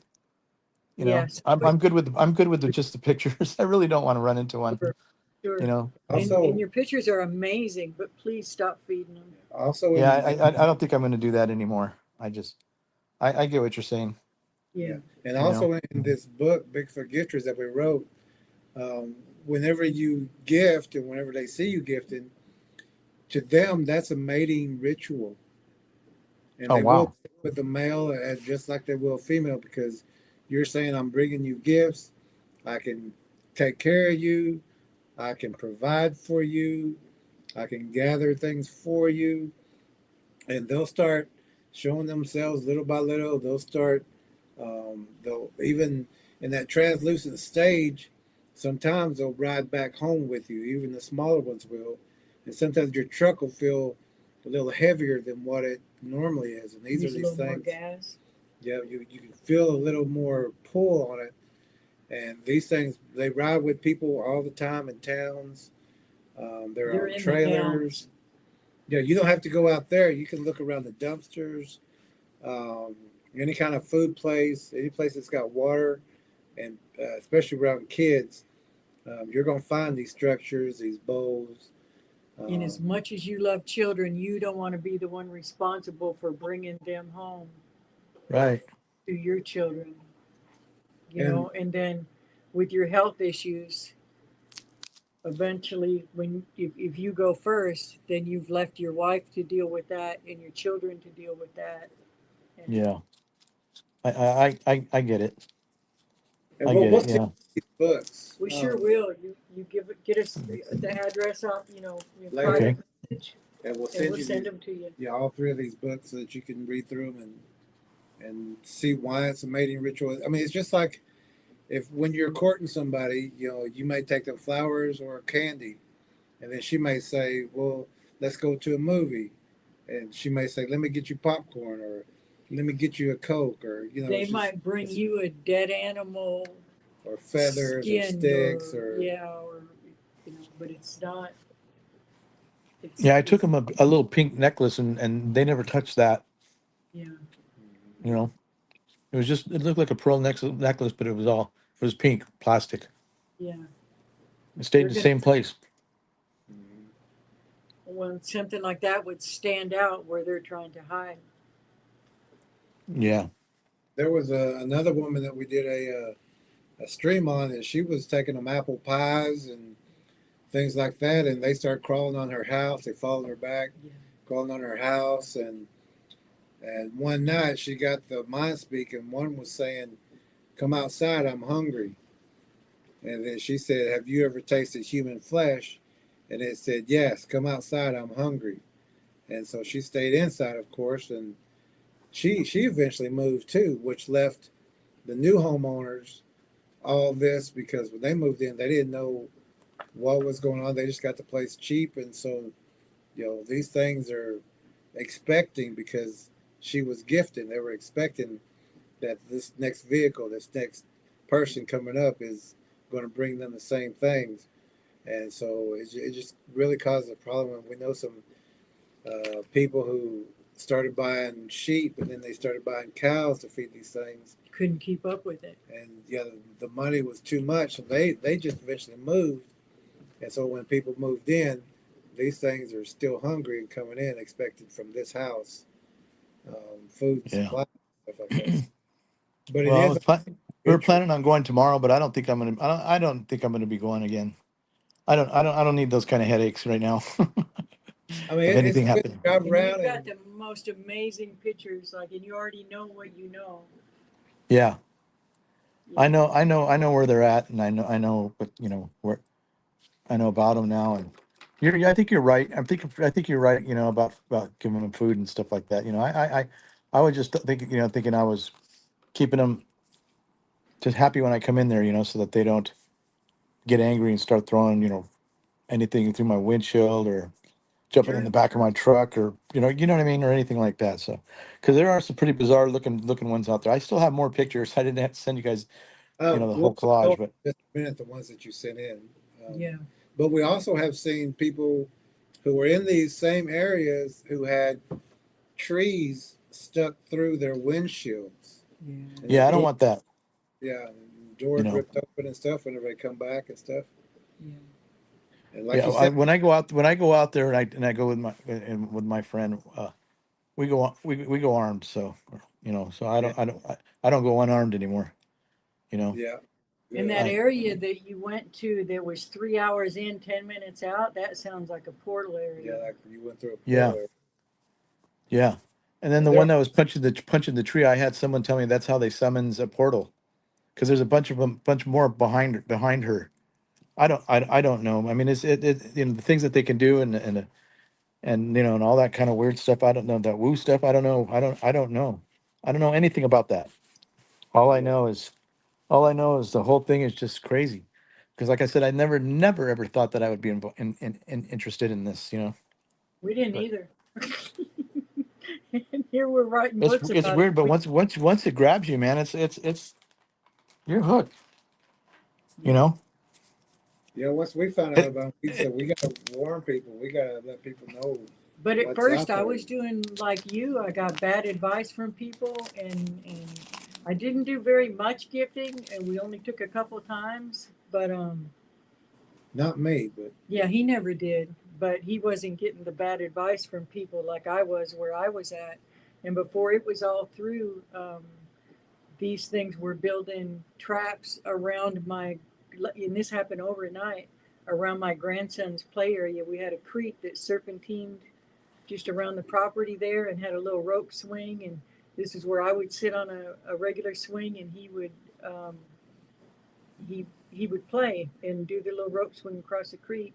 And I walked out there one morning and he wasn't with me, but I already knew what their stalking blinds, their predator blinds looked like, and the way that they'll arrange traps with the different branches and things and logs. And they had done this right there for him, so he was the prey. This was the same way that they hunt out there, but it was my grandson, and I led them there, with my Yeah. obsession with them and the things that I did. And that was my game changer when I saw that, and then later saw they were tunneling under another area of the creek towards the home, and then talking to my daughters later, they talked about different things that they had never told me about in the years past with them stalking them and just so this is why we're just so passionate about this subject and warning people that they are not our friends. Yeah. And they were also underneath her house. Oh yeah, yeah. I have a friend that he they come into his house and he babysits for the parents while the parents go hunt. Yeah. Well, he's your friend is food in the pantry He, when the he's opportunity comes. he's a medicine man. Yeah, I have two for our tribe. yeah. Okay. Well, maybe I'll put you in touch with him because he'd like Okay. to tell he'd like to tell his stories. Yeah. And he sent me some pictures, some really good convincing pictures. But I'm not going to share his pictures. You know what I mean? That's Right. his stuff. What we do between each other is one thing, but I don't want to put his pictures out there. That's his Sure. private stuff. So. Yeah. Sure. But Always like talking to other, medicine. he's an awesome dude. He's an awesome guy. Yeah. Well, And he's been with me. He's been with me since the beginning of my little adventure here doing this stuff. And he told me too. He said I don't feed him. yeah. Never feeds them. They'll go out there and graze Yeah. on alfalfa and stuff like that. He said, I And don't when you know. think about it, if it's a friend, you don't have to pay them to cross through their property. Yeah, That's appeasement. That's yeah, a bribe. That's yeah. Well, I thought I was doing a good thing by giving them, watermelons and apples, yeah. but yeah, it's understandable, that they could, that they might not. They're just, I don't know, man. They're out there. They're Hey, I different. tell you They're real different. I don't want to see one. I really don't want to see one because oh, I you got a really bad don't. heart. Yeah. Yeah. I want to read to you real quick a section because you were talking about when you got zapped. In case this Yeah. ever happens again, even if you do decide you're driving by or something like that, or anything happens there at the house. And this is something we practice also. Yeah, this is called the mind protection technique, and this is what we teach our trackers too. Um, the the MPT or mind protection technique consists of protecting the mind and body by stopping outside frequencies or influences from entering the open mind. And then we have another section called thresholds, and we see thresholds. The predator Bigfoots and their hybrids count on people not knowing how to protect their own mind from invasion. Invasion of the mind consists of projecting words, images, and emotions to unknowing and unsuspecting people. This predator projection is commonly known as mind speak. Mind speak is when the predator Bigfoot hybrid or demon has made a mental connection to a person. The unknowing person begins to hear voices, short word usage, or phrases. Images of other people confuse, lead, or disrupt clear thinking to enable the predator to feed upon a person through the mind or the physical body. Do not allow this to happen. Protect yourself through prayer, the full armor of God, and by practicing and using the mind protection technique. When a mental connection has been made, it is indicated by thoughts that are not that of the person affected. There may be actual voices inside or outside the affected person's head. These may be visions, projected images, or nightmares. They may include intense emotions such as fear, anxiety, despair, lust, or anger. But the tricky part is they may not always be negative emotions. For an isolated or abused person, The predator may pretend to be a guardian. Do not let this fool you. For trackers in the field, we recommend the MPT. Before using this technique, tell your body what it needs to do to get back to the car or get back to the house, etc. This works much the same as when you're driving on autopilot and don't even remember most of the drive, but your body memory gets you there. Yeah. Close off all thoughts and do not think of the past, present, or future in your mind. Do not allow any internal dialogue whatsoever. When the mind protection technique is in place, this develops a barrier around the body and mind.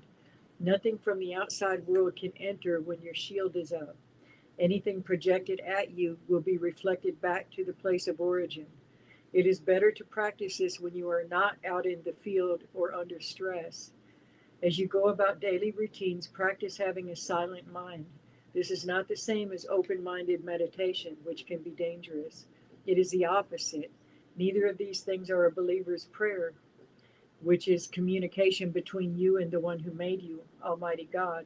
Always start with that. Be sure to follow through at home with any completion steps needed to close off any doorways opened. Do not allow yourself to dream when you go to bed. We are particularly vulnerable during our dream states. Pray for the Lord's protection over yourself before you sleep. Tell your body, do not dream. It will take practice, but you can do it. If you feel yourself falling into a dream, wake yourself up or pull yourself back out of the dream. If you do dream or have a nightmare, wake yourself up or say the name of Jesus or Yeshua, and it will stop the dream. If you wake up, get up, wash your face, use the restroom, pray, and do not go back to sleep in the same location or position. Move to another part of the bed and sleep on the other side of the body that dreamt. Change the position on the other side of the body that dreamt. Change your position or sleep on your left side. If you just roll over and go straight back into sleep, you would just start dreaming again. Control yourself, your body, and your dreams. Just as you should carefully protect your physical points of entry into your home or dwelling, you should also protect your spirit and mind from any points of entry. The areas mentioned below are not all inclusive, and some are not always a problem, but they can serve as a starting point for investigation. Reflect on the list below, and that's where it goes into the next chapter about different ways we open our spiritual or mental, Yeah. physical thresholds. And that's Yeah. also book that we're going to also Yeah, send we're you. going to send it. Thank you. Yeah, I pray every night, man. I pray Good. for this whole world right now because we all need it, Yeah, you know. yeah, But yeah, when I go in there, before I go in there, I ask for God to give me, full body of armor of protection, wonderful. and Good. because I have pictures of other things inside there that are that just don't, they're not Bigfoot, and they're just, I don't know what they are, you know. Goblins, I don't know what they are. They're just they're just strange, They're But you show them to people, to people, and they think you're crazy, But Yeah. how can I be crazy? I didn't put them there. They just in my phone now from Well, just they all come from the same original predators that came here and mixed with all the all of God's true creatures and people, and so yeah, they're all predators. Even the little fairies are predators. yeah, Why you hear so many stories all through history of children disappearing or being let even off. stories. Yeah, and but the different features come from the binding DNA that attaches DNA from this species and DNA from this species, and they're just like a hybrid mix of monstrosities. yeah, And they're a combination of everything and a completion of nothing. yeah. So people are, Abominations. that's exactly it. Yeah. Yeah. Getting tired? Do we need to let you go? Or Oh you no, I'm okay. Hey, let's look at a couple of photos, Yeah. and you can help us out with these, and we'll go over a couple. Okay, yeah. This one here is I was just driving by and he was just there, and I was like, wow, look at the snout on that guy. He looks like he's got a snout, Yeah, sure Mhm. does. you know. So like if they're in an area where they're eating or in in their line there have been eating hogs. They're going to have hog-like features. Yeah. They've or Or whatever kind. bears. And there's a lot of bears in there. You Yeah, know. yeah. Yeah. We've seen them with faces that look Because like that. I've seen hunters in there hunting for bear. You Yeah, know. and these Uh, things snap a bear's neck. They're yeah. Yeah, and also, that's why if I say if you go in there and they're eating, and you go in there and just kind of disturb what they're doing, they might get aggressive, absolutely. or if they have a baby, or if it's mating season, I don't know what they are, they're just not Or us. they're just hungry. Yeah, Yeah, or just hungry, yeah, and we might be looking good, and oh, there's the one with the kid in the tree. You see him? It's Yeah. in the black circle. He's in the tree. Yeah, he's looking at me. yeah, You know, yeah. when I got that picture, I was like, "Holy cow! What the heck is that?" The spot where I lived had a boneyard as big as a football field. It was the creepiest thing. I ended up finding that later. Well, actually, one of my daughters found it and came and got me. Yeah, there's an adult on the other side of him. You can see his whole shin and everything, and he's hanging out up there. I have pictures of him in the trees, way up on the top of the tree. With their arms out like this and their legs spread, and they're just hanging onto the branches, and they're watching you as soon as you be before I even get in there. They're already watching. You Yeah. bet they are. Yeah. You know. You don't. They'll stack up too, where their faces are kind of behind each other or Yeah, beside. like totem poles. I have Yes. pictures of them like that too. They're on top of each other. Yeah. you know. And I think that's where the natives would make pictures of, make the totem poles because of the way they probably saw them back then. Yeah. And we have a three-part documentary series, or not we have a three-part series called What the Indians Say About Bigfoot. Yeah. Uh, that's really good too. If I remember, we'll send you that also. The link Well, the ones that I've talked to, I got Cherokee in me too. I mean, not Cherokee, Apache. My grandmother was 100% Apache, and so I'm Apache and Irish and Spanish. So, uh, what was I going to say? we were talking They about don't like to. They don't like to talk about them. uh-uh, You know, no, that to them that's like nope. That's the mono. You don't want to talk about that. yeah, The because more you talk about it, the more you bring them around. yeah, and they You don't know. want, yeah, Yeah. yeah. And So the grandparents used to tell people, watch out for the boogeyman, be in before dark, don't whistle at night, all that kind of things. They yeah, weren't trying to make kids behave. They were telling the truth of not this is doing the that. this is the one that's punching the tree, and that was at the same spot I was talking to the old man. So I took that to myself. I thought it was letting me know, hey, don't mess with him. He's part of our clan. You know. That's how I took it. Like a warning. It didn't smack the tree. I didn't hear anything. It's just posing there, and I drove right by it, and I didn't even see it. And it was only probably about 8 feet from me.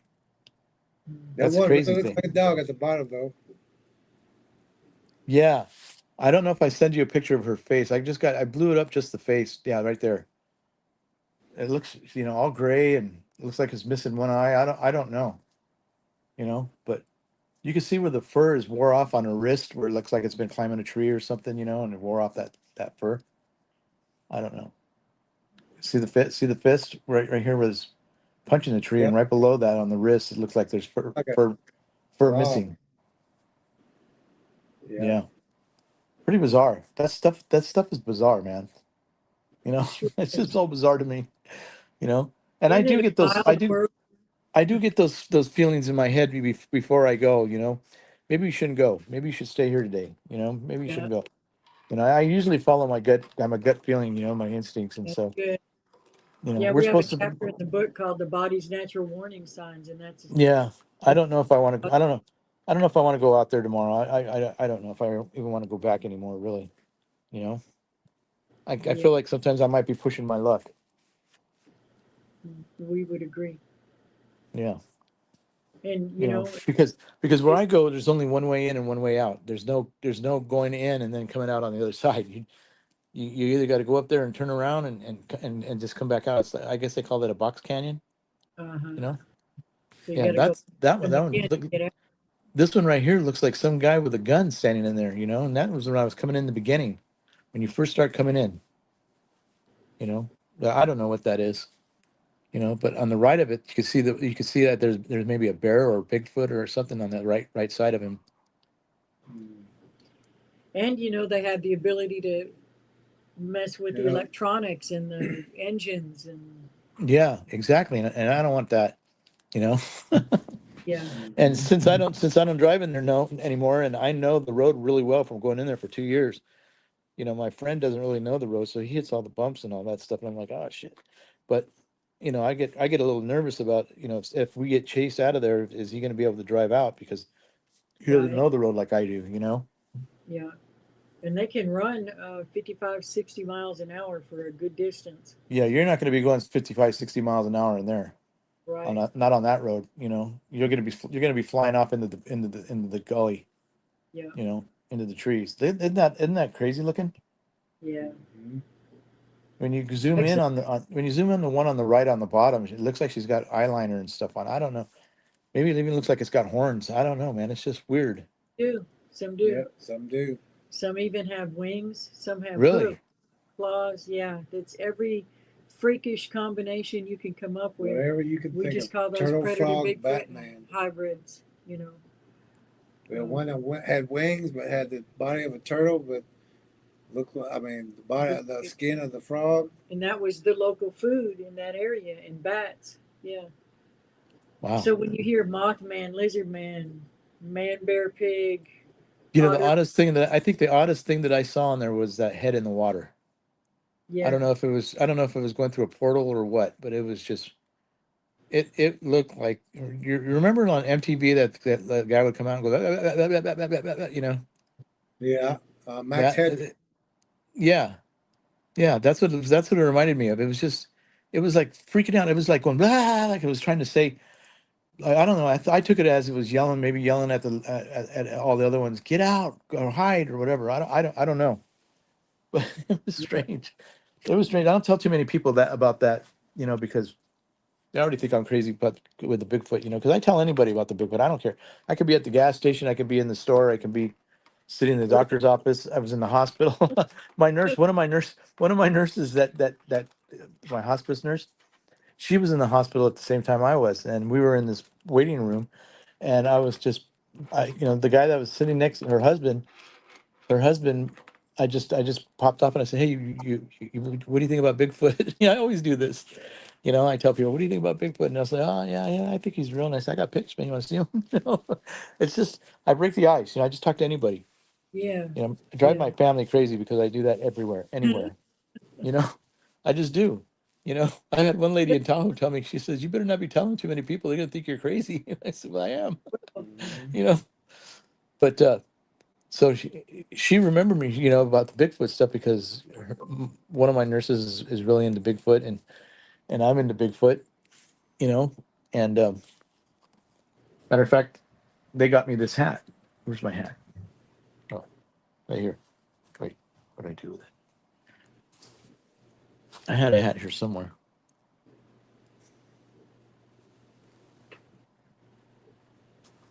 I can't find it now. What Craziest is things. that? Anyways, they call me Bigfoot. All the nurses. But one of my the head nurse, one of my head nurses, she is totally into Bigfoot. Her husband saw one when he was 12 years old up here under a Mm, bridge. He calls it the troll. yeah. Oh, Looked yeah. like a troll. Seriously. Yeah. He said it looked like a troll. That's So one this of is the this is things we this talk this is the about hat too. they gave me. Yeah. Brand new in a box too. And it's not a cheap hat. They It's care about you. it's expensive hat. Yeah. And Yeah, That's then a nice looking hat. my kids got me that Kleenex dispenser for Father's Day. See them? Oh Lord, I've never seen one like that. Yeah. And then it's funny. And then I got up there on top of that lamp those are little Bigfoots that my grandkids. They're only 3 and 1 years old.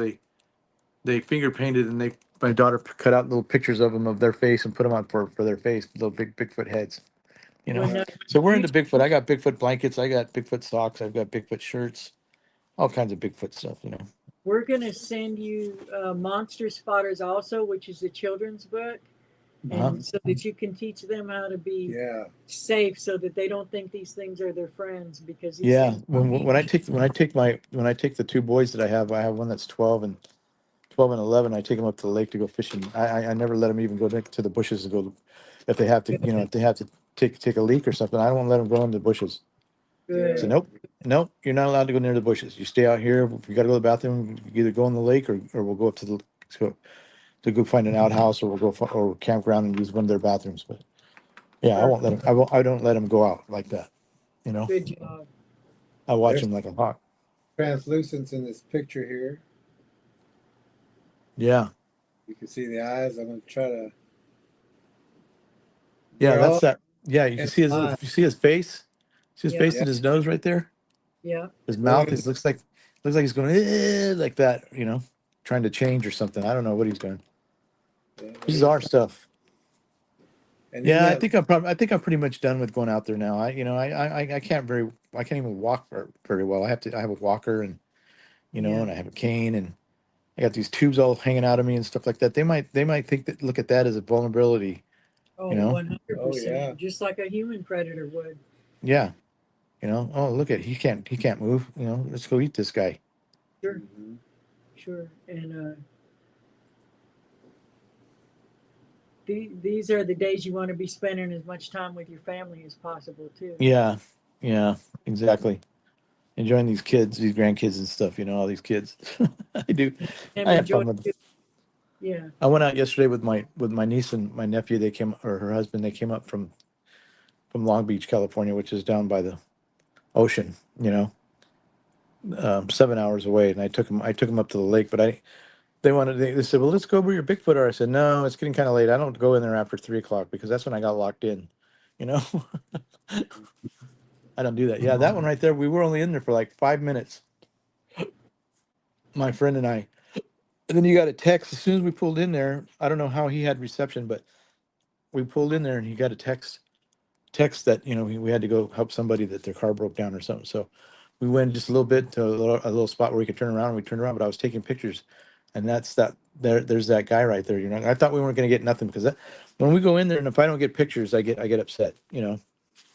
But because every time I go in there, I get pictures. Getting spoiled. You have so many good pictures. Yeah, and this one was right there, and I was like, wow, what is that? That we look at things like that as protection. Like when he got that text and it was time to leave. Um, Sometimes that was a God thing. Yeah, yeah, could have been, huh? Uh huh. Yeah, this Yeah. one right here, I don't even remember. I just take pictures as I'm driving, so I don't know where they're all at. You know, in that particular. I have some pictures of I pulled up in this little cutout. I pulled up to the trees, and there's like 3 or 4 of them, and one is probably I don't know. He looks like he's got 16 feet tall. I mean, he's got an arm probably about 6 foot tall, 6 foot long, 8 foot long. Yeah. They can So I get don't up know. 35, 35, 40. Yeah, and you've heard of the Trinity Alps up out here. Have you heard of the Trinity Alps out here? The Trinity Giants. No. They're not really supposed to be Bigfoot. They're not Bigfoot. This one guy was tracing them, tracking them for like 40 years, and they're not Bigfoots, but they're just giants in the Trinity Alps. Yeah. Haven't And heard that's of it. not too far from us. That's about I don't know, about 2.5, 3 hours from me. Yeah. In the Trinity Forest. Um, and he said they're up there. They're about 20 foot tall. Just more Nephilim predators. Yep. Yeah.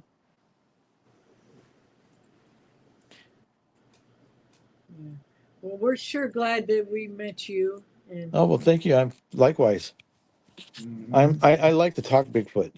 I like to talk it. It's just to me it's you know I used to talk. I was a painting contractor, and I used to talk paint all the time. Painting, painting, painting, paint. Now I talk Bigfoot. us too. you know, I just worked all the time, 7 days a week. All the time I was work, work, work, work, work, work, work. This to me is like this is like going to, I don't know, for a kid to go to Chuck E. Cheese or something. Yeah, well, it's fascinating. It's a wild world, no doubt. It's a wild and mysterious world, but Yeah, it's the also, whole the whole thing, the whole rush of the whole thing of just being out there, in the woods, not with the unknown. yeah, And you know how us humans are. We're, like they say, the curiosity kills the cat. You yeah, know, and I literally. get curious. You get curious because you get pictures of these things, and you're like, oh, let's see what I can go get some better pictures. And what other picture am I going to get? Uh-huh. But I've got some. I'll send you some more pictures of what I have, and there's some strange things in there, man. That makes you go, hmm. No you doubt. know, and I do that. I just go, hmm. And I think about it. What is that thing? What was it doing? Why was it showing its teeth? Why What do you, was it mad at me, or I don't what, want him mad at me, yeah. you know? Well, Definitely don't want him mad at me. predator thing to do. They show the teeth. What is a lion doing when it shows its teeth? What is a Yeah, dog? exactly. You know, Yeah, we went up to Oregon a couple of years ago. We went to this uh kind of a zoo. It's but they have cats, lions, tigers, and that's all they had. It's just that's all they had. They don't have no other animals, just those. And those things, man, when they growl and stuff like that, you can feel that in your gut. best, You yeah, know, you know. One did, and I thought he was going to jump that fence. I mean, they have the fence really high, yes, and the fence curved in so at the top, so they can't just jump straight over the fence. yeah. you know. And I thought, man, I started walking away. I was like, this dude's gonna climb that damn fence. And Uh-huh. so it actually got me scared. So I'm thinking, if I ever hear a Bigfoot growl at me or do a scream at me or something like that, I might just, I don't know what I would do. Well, and it You can know? physically make your body weak with that infrasound where you can't move. Your Yeah, body has no choice. The knees buckle. Um, yeah. I listen to podcasts every night. Every night, I can't go to sleep unless I listen to a podcast on Bigfoot. yeah. Yeah, that's how hooked I am. That's the one that's with showing its teeth. And there's the guy next to it with his, the black. Do we have a little ugly on here? You see its teeth? Mm-hmm. Yeah, we Yeah. and want the, to and the show. big nose and the big eyes and the big head. That head's got to be 10 times the size of that guy's head. Mhm. Yeah. You know? Here's one that we'll show you that we got. We call him Little Ugly. Oh yeah, He got some teeth. And some he of them gets have a double rows of teeth. Jesus. He's got some big teeth. Yeah, Yep, sharp too. yeah. And he could do a lot of damage. He's not that big, but he could do some damage. He don't look like no bear eater to me. Mm, Just They demented call him eyes. Shredder. yeah. Yeah. Yeah, kind of like the Look gremlin. at this guy. This guy looks like Drop Dead Fred or something or something. Yeah. He's happy. I think he was happy. He's going to get some watermelon or something. Oh, And I'm sure. and the one that's standing behind him looks like a dog man or a walking Yeah, wolf. A little further yeah, back. yeah. And I don't know if that's a Bigfoot or a little person. I don't know. Hmm. But just funny. I got another one with he's got like a leaf over the top of his head. It looks kind of Down syndrome. I don't know. Yeah. It's just, Yeah. they're all different. I got one that looks like a Viking, you know. He got a sharp goatee and his mustache and his head kind of goes to a point. Hmm. Looks kind of like a Viking. Can you show the one from War Chiefs? Yeah. Um, we're going to show you a couple that we have also. Um, you know, Oh wow, yeah. Some have this one looks like a cat-like cat. features, and Yeah. The one on the left? Yeah. Yeah. I get pictures like this one on the right too. You know, Oh yeah. big old chins like that and their faces. yeah, they're in East Texas. A ton of them had those humongous This one's chins. got Is an that is that where you alligator. guys are at? Are you guys in Texas? No, that's Oklahoma. where I came from. Oh, okay. Where they built the trap for my grandson. This Yeah. one has an alligator face, Yeah. We're standing upright. and this one has a puppy. They Can, use puppies to lure. Yeah. so in a blind, can you see the face in the background and then I the can see puppy? it right here with the stick going up right in front of his Yeah, nose. Yeah. yeah. Yeah. Here's one that was and There's actually two there. yeah, the one on the right is like a dog face or a cat, dog looking. Kind of a little Yeah, muzzle. another one looks like a little bald-headed alien or something. Yeah, And those are at a high school foot high school stadium where they play stickball and football, just right? a little bit of brush right there, and And it was Yeah. people walking by, rolling their kids in strollers, food, but there's food, there's trash, there's people, all Yeah, these I things. was in I was in where my area one time, and this lady was riding her bicycle in there, and I was thinking to myself, "Oh Jesus, what?" Oh, You man, know. But I didn't want to stop her and say, "Hey, no, you don't want to drive inside there." I didn't want her to start calling the cops and thinking I was a freak or something. You know. right, right. This one was sitting on the front porch, just about a mile and a half from here. Uh, Yeah. a family, they called for help, but they had um, pets go missing, pets attacked. Looks Uh, like he's drinking something.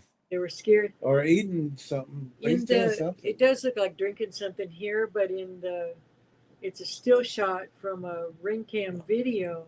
And Uh-huh. when we looked at it, when they played it on their big TV, it actually looked like fish bones, like it had Oh brought a wow. fish.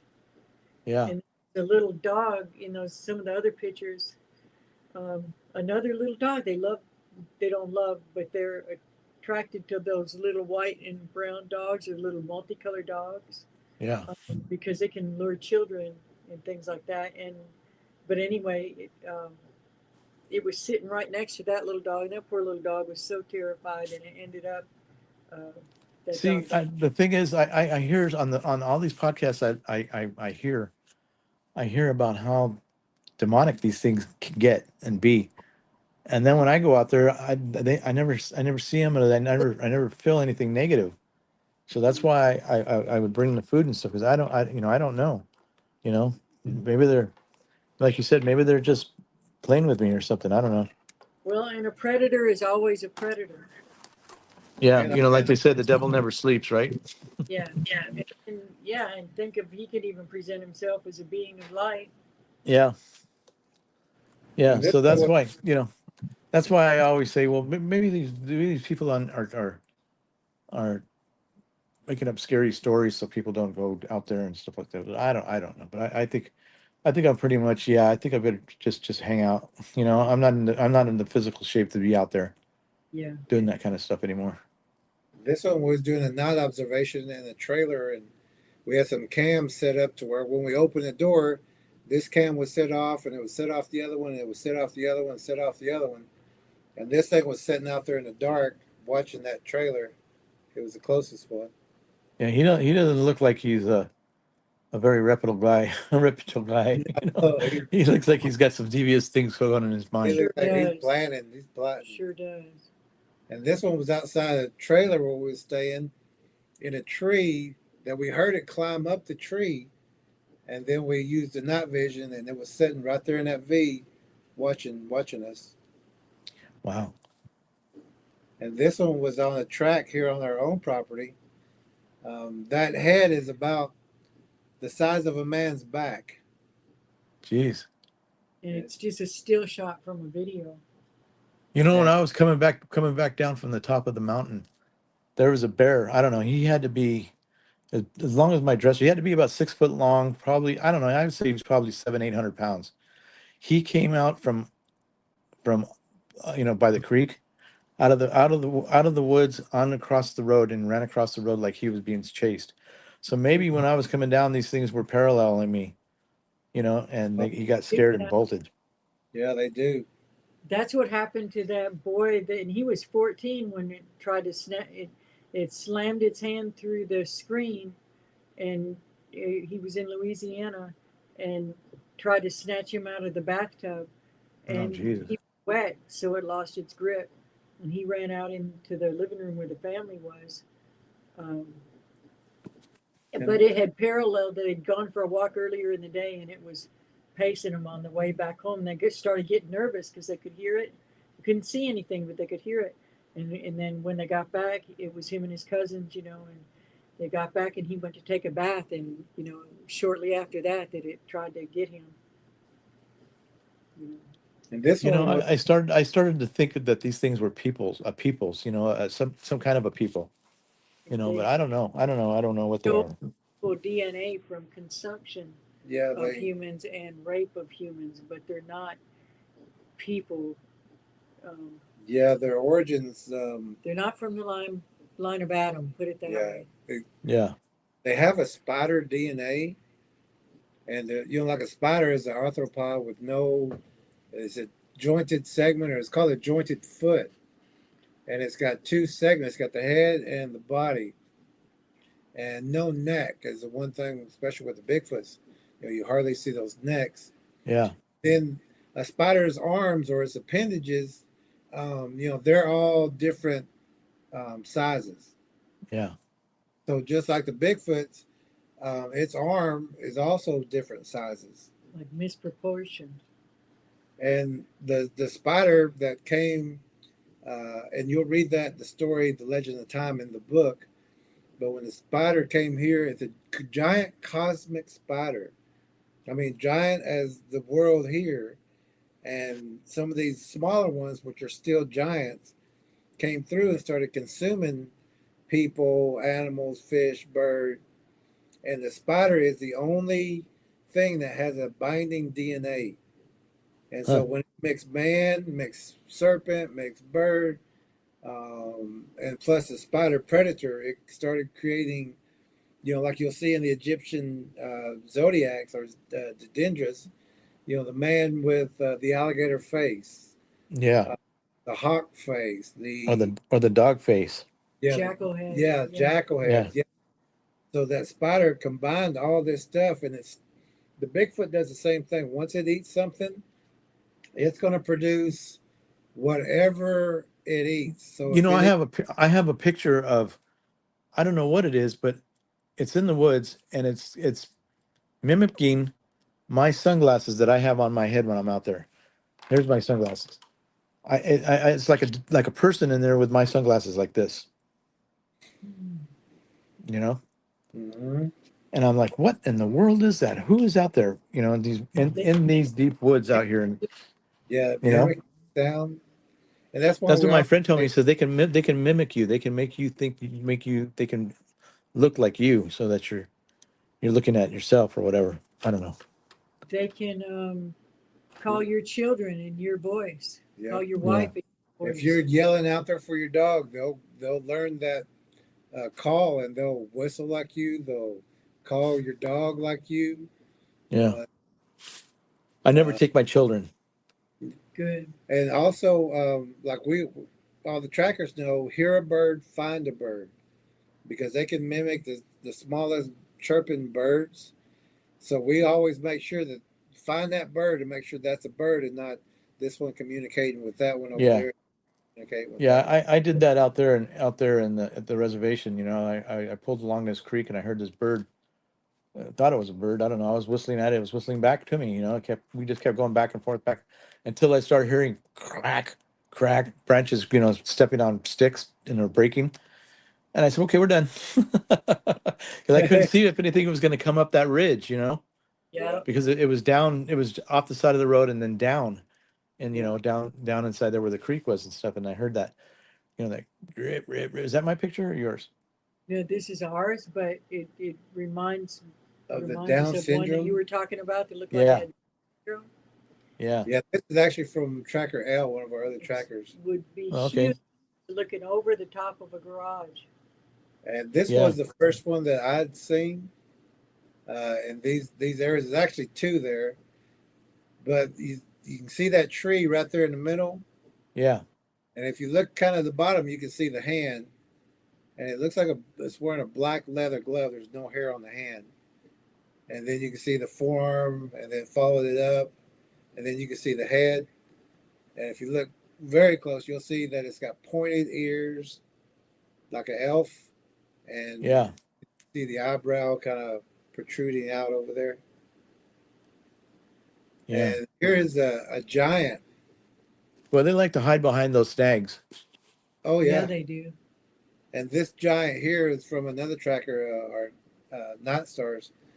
But if you look at the discoloration, the darker, the ones that look like a tree, that's all kind of light. But you look at the dark ones that's going straight up, and you'll Yeah. find a face that's looking out the top is kind of legs are straight up, but the body's kind of bent over. And the body's too small in proportion to the legs. Yeah, it's got real long arms and legs, but it's got a real small body and it's bent over, and you can see the face at the top, about a half I have inch. one. I have one that's up in the tree like that. He's got a big torso, and then a little round head, no neck, but short legs. So The legs don't match the body.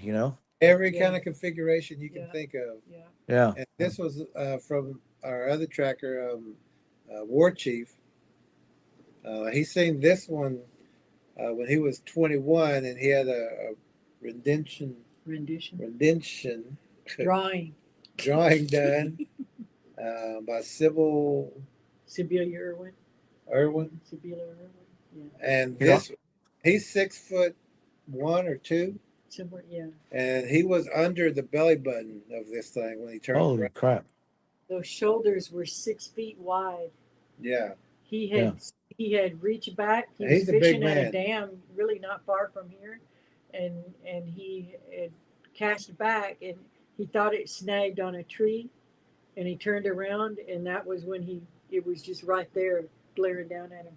But these- They have to be descendants of the Nephilim, man, because they Yeah. are. They got they're that not. bloodline. Because anything God creates is usually in the light, and these things are always in the dark, like those UFOs and stuff. And that's why people say, oh yeah, they're aliens. They're not aliens. They're fallen angels, man. They're Absolutely. And they know. also have that spider DNA, that binding DNA that binds.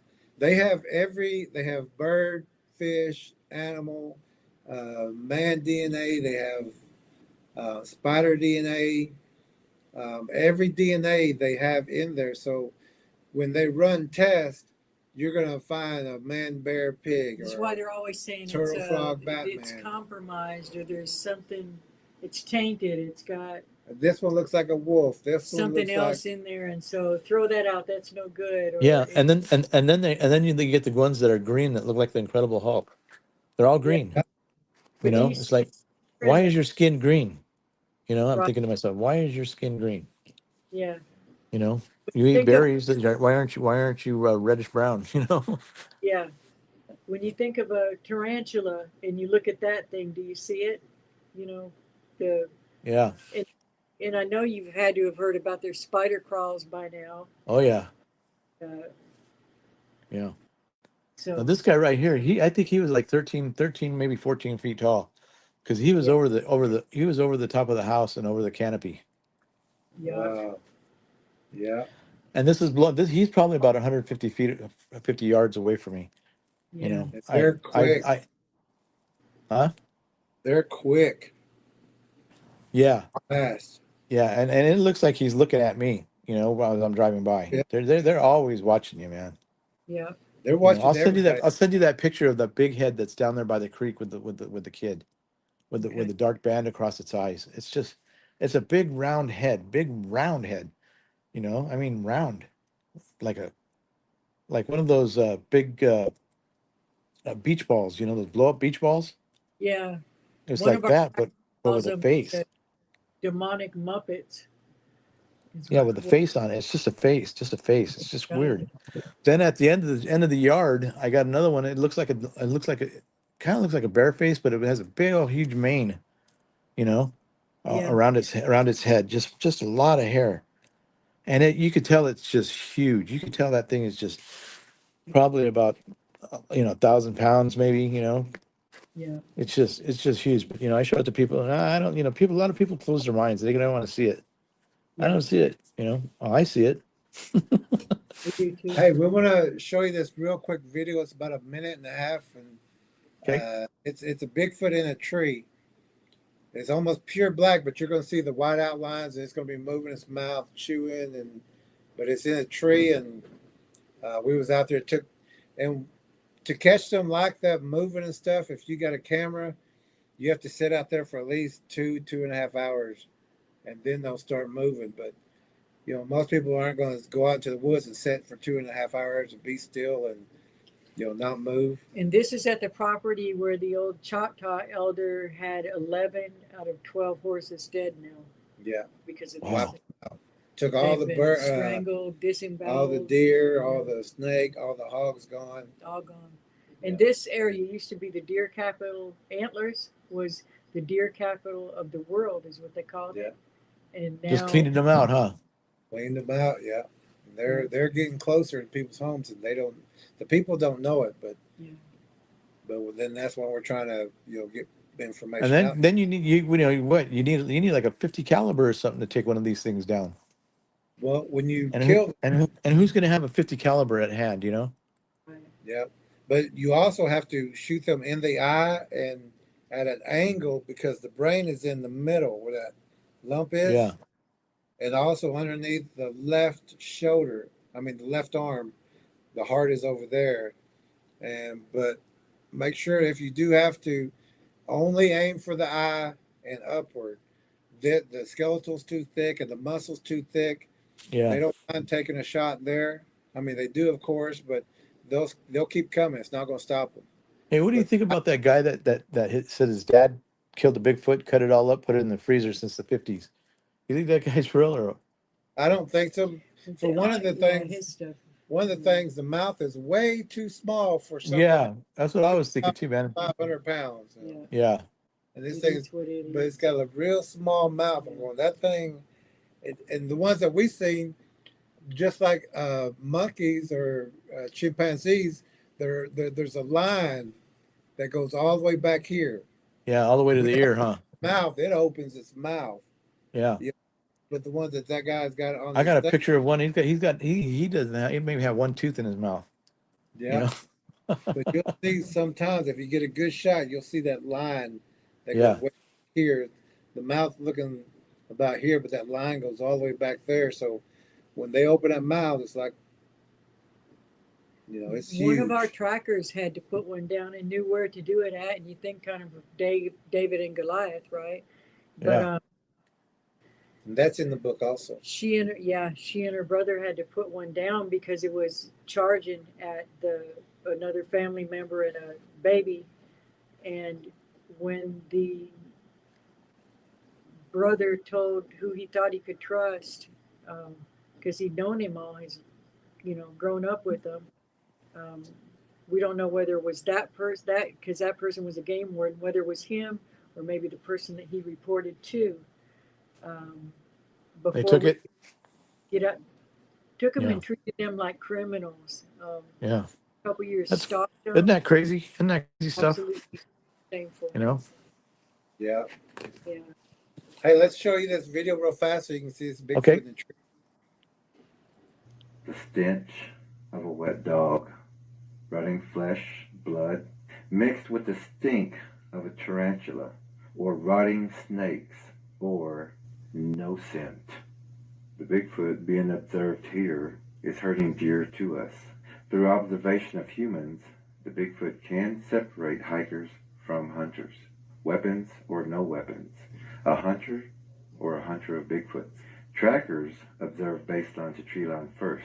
We use the shadows. We go tree to tree or bush to bush, blending into our environment. The shadows are very important to read. It is called shadow language. Distinguishing shadow upon shadow. If your visual or sense of smell do not pick up the predators, your body is made of feelings and sensors to protect you spiritually and physically. Your feelings and senses will tell you where the predator is located. If the predator is behind you, you will feel the hair on the back of the neck. If the predator is on the right or left, goose pimples, shivers, or wind will be on that same side. To locate the predator, turn towards the place of the first feeling. This is the first alert for warriors that war is here. Being the lead tracker for the Wow. So, so now you see one in the, I guess, the wild. I guess and they're the ones that were wiping out all the horses, all the deer. What was that little thing? A pig? A pig? A wild boar? It was a deer because they thought that we was out there hunting. Oh. So, and they'll do that. They will herd you go out to the woods. Hey, a buck just ran out of the woods right when I got there. You know, they just want to get you. If that's what you're here for, get it and go. You know, get that rifle out of here, or they'll Yeah. send turkeys your way, or they'll send deer, hogs your way. You know, They're just I spoke to this young man, and he said he was up here at the Shasta Mountain. You've heard of the Shasta, right? Shasta Mountain, yeah, yeah, you know, the Lemurians and all that stuff. He said he was up there, and I've been up there to the Bunny Flats, you know, and I can't go up there, man, because I just get the weirdest feelings up there. The energy up there is just too much for me, you yeah, know. I automatically think well, I had a vision of this of a young girl being stuck in a house, like a spirit. She was a spirit, but she couldn't get out. And she wanted me to help her get out of that house. So when I got up there and I went to go look at the town, I was driving around looking for this green house with a big window in front of it, an old home and across the street was a white house with a cellar. You know, the cellar's in the ground. Mm-hmm. You know, with the big white door that you lift up and you walk down under the cellar. Yeah. So I yeah, was out there instead of out there enjoying myself and going through the little town and hitting the shops and stuff. I'm driving around the neighborhoods looking for the stupid house. You know, it's crazy. You know, but Yeah. I just get these really bad. I just get this really bad energy when I'm up there. You know, so I don't go there. Oh, anyways, he said that he was up there at Bunny Flats. It's a campground, and he said he was just hiking. You know, just walking around up there, and he said he saw a Bigfoot. He said he saw this a portal open up a big round, circle. And he said this Bigfoot came out from behind a tree, walked up, looked over at him, and just stepped right into this portal and was gone. He said, "Yeah, it looked like it was all like bubbles, like millions and millions of bubbles in that portal." He said, "Just disappeared." He says, "I got the hell out of there." I said, I yeah, I would bet. too. He was by yeah. himself, you know. Nothing good is past those portals. Nothing. Yeah, It's like we're All the predators. last. I think when I got up to the top up there was something really odd because, like I say, I was a painting contractor. I know what plastic film looks like, you know. And it looked to me like everything was like a plastic film, you know.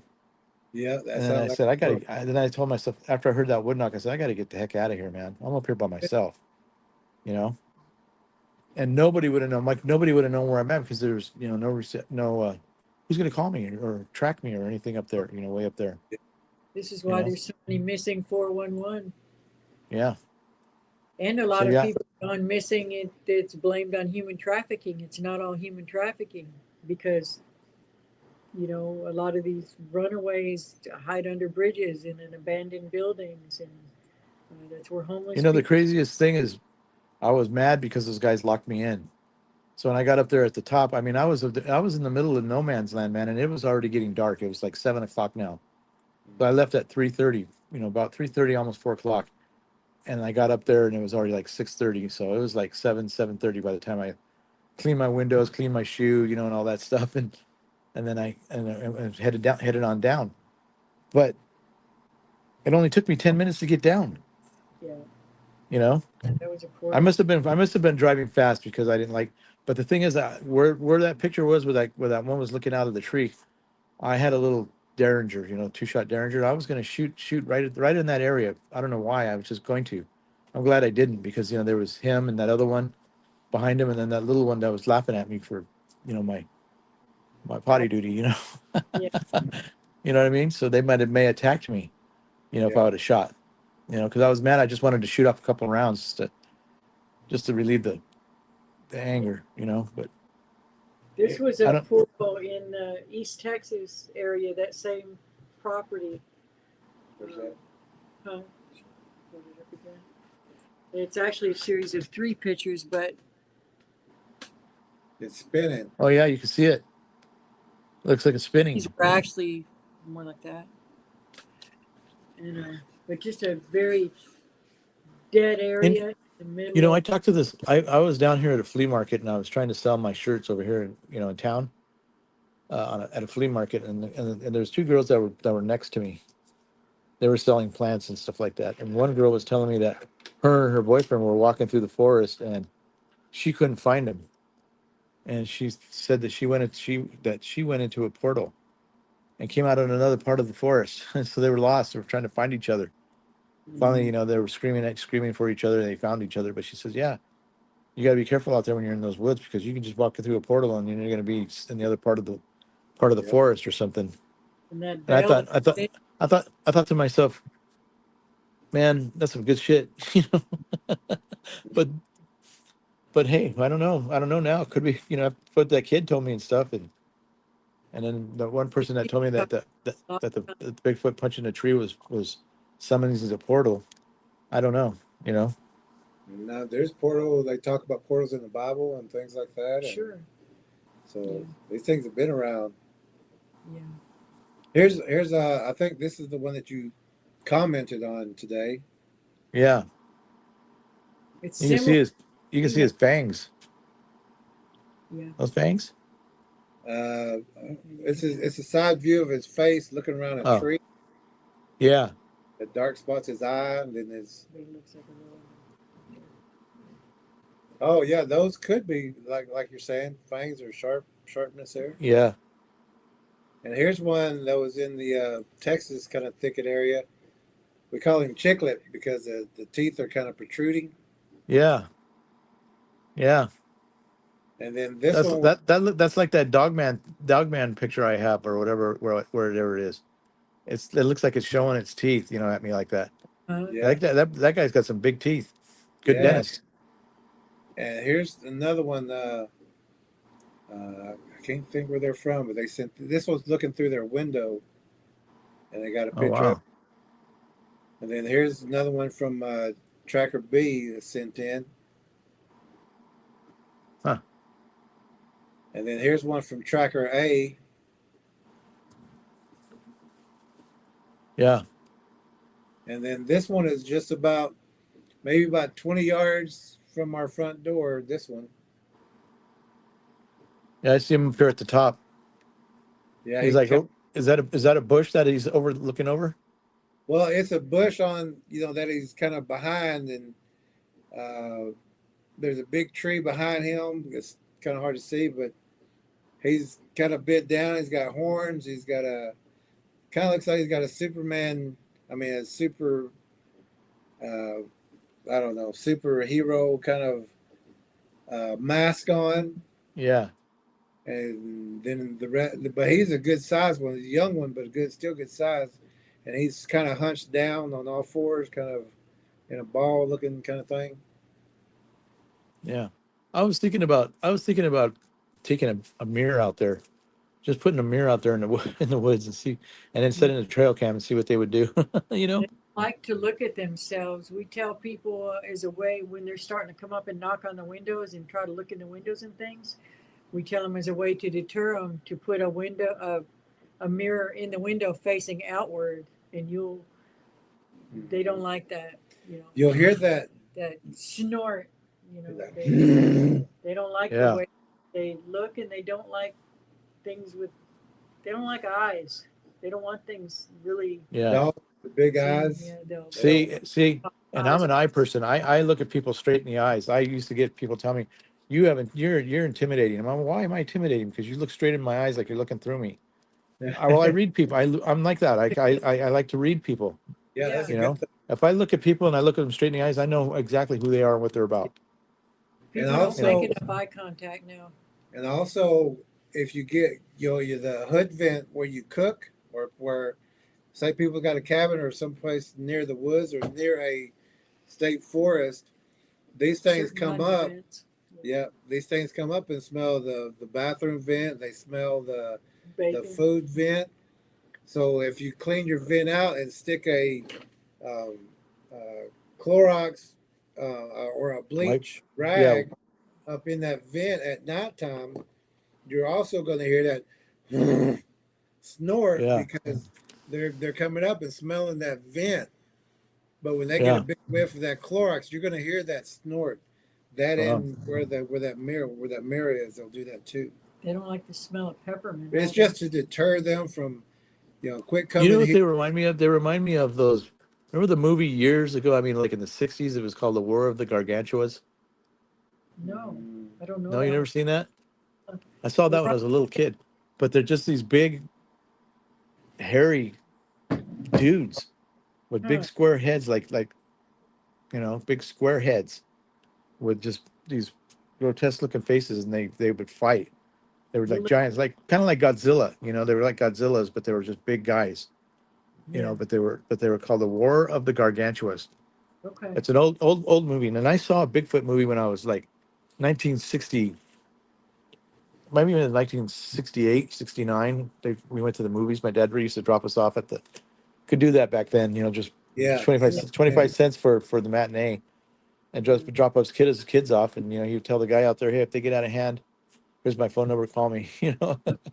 Yeah. So, you know, and but we watched. I remember watching a Bigfoot movie. I don't remember what it was, but The Boggy Creek. no, that was way before Boggy Creek. That was like 1968. Oh, okay. But I just remember this old man that was in the bushes. He was hiding from a. They were hunting the Bigfoot. It was just weird, but it was. So it had to be after the the Patterson Gilman film, because that's what kicked off the Bigfoot. But this was at a matinee. When they used to have the booth out by the street. You buy the tickets and all that stuff. The little round booth. They had out there, all Yeah. glass, all gold, and all that stuff. All shiny and and all that stuff. So yeah, we were just kids. 8 years old. 8, 9 years old. And then we'd be responsible for the 5 and 6 year old, the 5 and 6 year old brother I had. you know, those different days back then. There was a Oh yeah. 1968 Bigfoot movie called Bigfoot America's Abominable Snowman.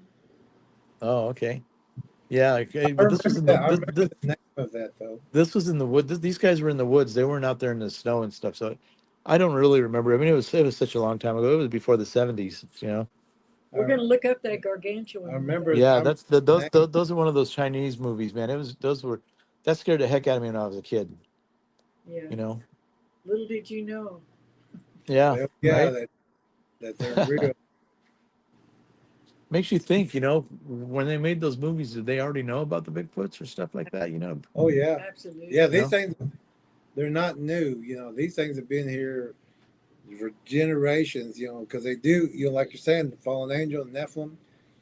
They've been here since then, and they're still here. And when you see the descriptions in the Bible of the angels, they had, multiple wings, not Multiple just two. Yeah. eyes, Many yeah, arms. many arms. Yeah. yeah. And then when you look You, at the pictures of the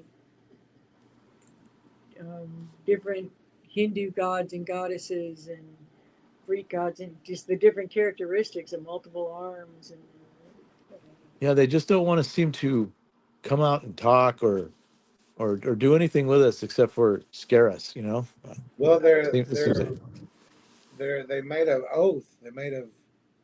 their day will come in the Bible, that great and terrible day of the Lord, when the beasts of the field will be part of that yeah, punishment on the evildoers. And that yeah, oath in Genesis, where it talks about that we're going to take these women and this great sin that we're going to do. And they took an oath to do all this, and they cursed each other, and their spirits once they their flesh had passed, their spirits are still here, and they can still be passed on to different things. And Tormenting people and yeah, they're to kill, steal, and destroy, and torment. demonizing. seems like they're all over the place now, man. They are. Yeah, and They're then you get everywhere. We get the people walking down the They streets, always just were. just stabbing people, hitting them in the heads with pipes, just doing all kinds of crazy stuff out there. So yeah, Yeah. yeah. yeah, But And God's got his plans too. So. this one was yeah, behind a just got to be housing. ready. Got to be ready. Yeah, this one was behind a housing district. Wow, Um, there's two of them in there. yeah, and this next one was sent in by another tracker. It was in the tree line, Yeah, and then here's another one when we was on the track in Tennessee, wow. and then here's a dog-looking one that was in a place called Tallahena, Oklahoma. Yeah, it kind of blows my mind, man, to see these people that say, "Oh, I have all these dogmen in my tree. They're my family. They're my friends. They protect me." Oh, Okay, No, no. you see people like that on Facebook. Yes. Yeah. Yeah. We That sure blows my have. mind. That really blows my mind when I'm like, I don't know, man, because your dog mans don't come out there and let you pet them like a dog will, Yeah. No. you know? And this was a thermal whenever the person we was with kind of got turned around. So we was out there in the dark, and these things had walked across the road that we was coming up, Yeah. and we was using the thermal so we could see the footprints. And then this was about 8 to 10 feet from us, and we took another thermal behind that bush, and these things were standing right there waiting for us, not knowing that we had thermals and night vision. And at that same time we took this picture, the neighbor who come looking for us, because they knew about the Bigfoots in that area, they hit their bright lights, started honking their horn, started yelling, "Come this way, come Thank this God. way." So that was a Wow. God thing, because this happened at the very time we took this picture. Yeah. And 8 feet away, huh? It looks like kind of like a hippo head. Yeah, there were several there. Yeah, that one in the dark red, you can see the eyes and the mouth. His kind of head's tilted just a little bit. Yeah. Yeah. Looks like Yeah, he's looking to the left. yeah. His eyeballs are going to the left. Like, oh, what's over there? That's He's looking at probably us. where the people were coming up with the car, huh? Well, the car was up on the He hill. didn't come all the way down, but he came Yeah, close. he knew about the Bigfoots. He wasn't coming all the way Yeah. down. He would say, "Y'all come this way, come up," He flashing ended the up moving horn. out of there because there Yeah, was so he much moved. trouble there. Yeah, And this is bizarre stuff, man. That's bizarre. it is. It is. But we're so But Yeah. it's the truth, and it's always been here. yeah. I mean, Yeah. not always been here. It came here and was formed here. It's not God's creation, but it's Yeah. been here, but after us, and it's still here, and Yeah. it's multiplied. Is multi formed, any kind of form you could possibly think of. And they're procreating Yeah, they're Yeah. still every there. year. And then Every the year. scientists are adding to the I'm gonna mix. send you I'm gonna send you a picture of a little baby one that's laying down with its legs and its arms spread wide open, like on his back. He's spread wide eagle. You know, Yeah, it's hard to see, but then you can. It was one of my friends on Facebook. She outlined it for me. I Yeah. didn't even know what it was. It was just a blur, but she outlined it for me. But you could see its little head with its big eyes, and you know, it's a Yeah. trip. And it's out there in the lawn in front of these people's house in the daytime. So I don't know if these people, they must be, you know, they must be doing something with them, or because maybe feed them, or Never know. they'll come up to the houses if people leave dog food outside, or yeah. Yeah. horse Trash out. horse Well, they had barns. a chicken out there, but this last time I went out there, I didn't see the chicken. Yeah. You know, Yeah, I think they we, threw the chicken out there for him. To be honest maybe. with you, it was a big black chicken. Yeah, we You know, and know. when I went back again, there was no chicken. But the Yeah, last time we went in there, I heard the dog barking, and I said, "Well, the dog's still alive, so I don't know." You know, as long as it stays inside, it should be okay. Yeah. well, the dog was out on the porch. You know, Well, so keep maybe they're leaving the dog alone. I don't know. You know, For now. I always keep checking on it, because even these creatures will come up and throw the dog some meat. Like that one with the fish to get near yeah. the little tree on that Well, I porch. met a person up here. I met a person up here at a hamburger stand, and she told me that I gave her one of my T-shirts. We start talking about the Bigfoot because I tell you, I talk to everybody. You know, well, this is a hamburger stand. She was working in the hamburger stand, so I went out in my truck and I grabbed her a T-shirt. She's like, "Yeah, I saw Bigfoot at my aunt's house." She says it was outside playing with the dog out in the field. You Yep, know, she it's said already. it was petting the dog. She says when I went out the back door, it took off running. Yeah. Yeah, it does Just that like a to get that criminal will try alarm to. system. Yeah. The Yeah, dog gets the alarm system. If they can get that Very down, cunning. feed that's why I it. never take my dogs with me out there because I don't want them hurting my dogs. You Yeah, know, they They'll will too. snap its I know. back. Yeah, I love my dogs. I love my dogs, man, and They'll I let the would never dog do that to chase them. them so that they Uh, can get them away from you. yeah, Yeah. Yeah. yeah. Take your protection and your alarm. Yeah. Well, we're gonna go ahead and wrap it up and Okay, this has been really fun. past and Yeah. we've got our book Well, reading. nice to meet you guys. Oh yeah.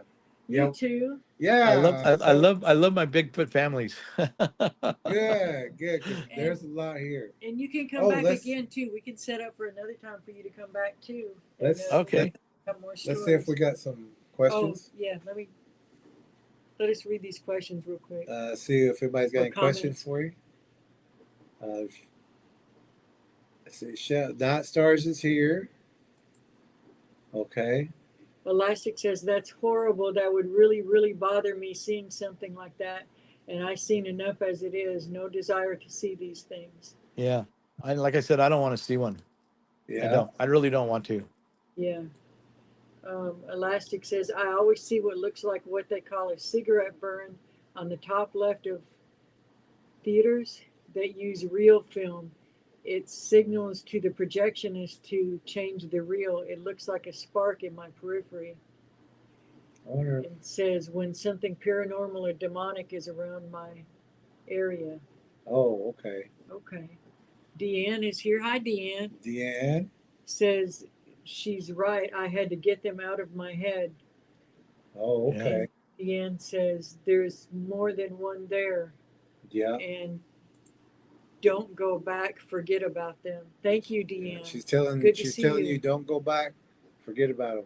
Yeah. Alexa says good point, and says so demonic looking. The demonic expressing itself physically. All the faces of those Bigfoots. Yeah.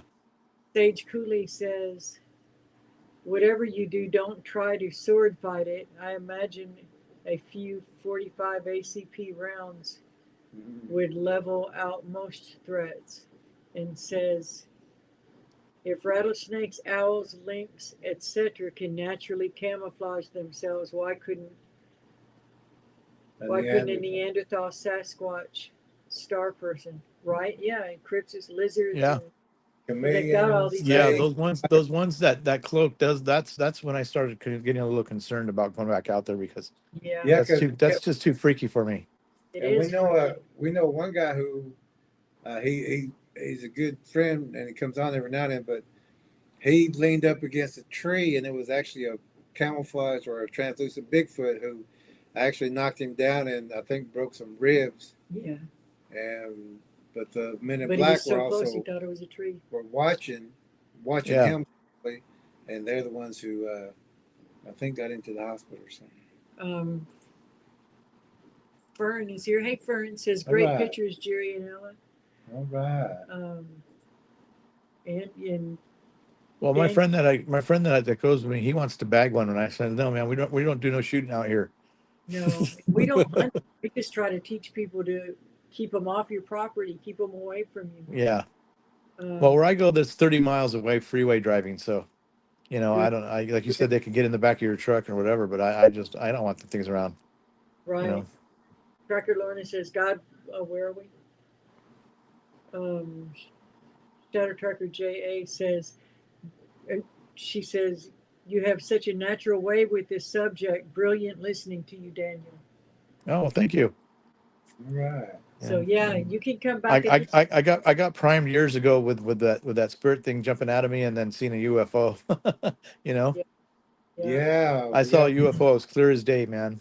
Clear as day. It was hovering over a substation up there in the high desert at night, and I saw these lights just fading in and out, and it's had its own cloud. There was no clouds out there. At night in the desert, it's just black, and you could just see stars forever. And I've seen some weird stuff out there.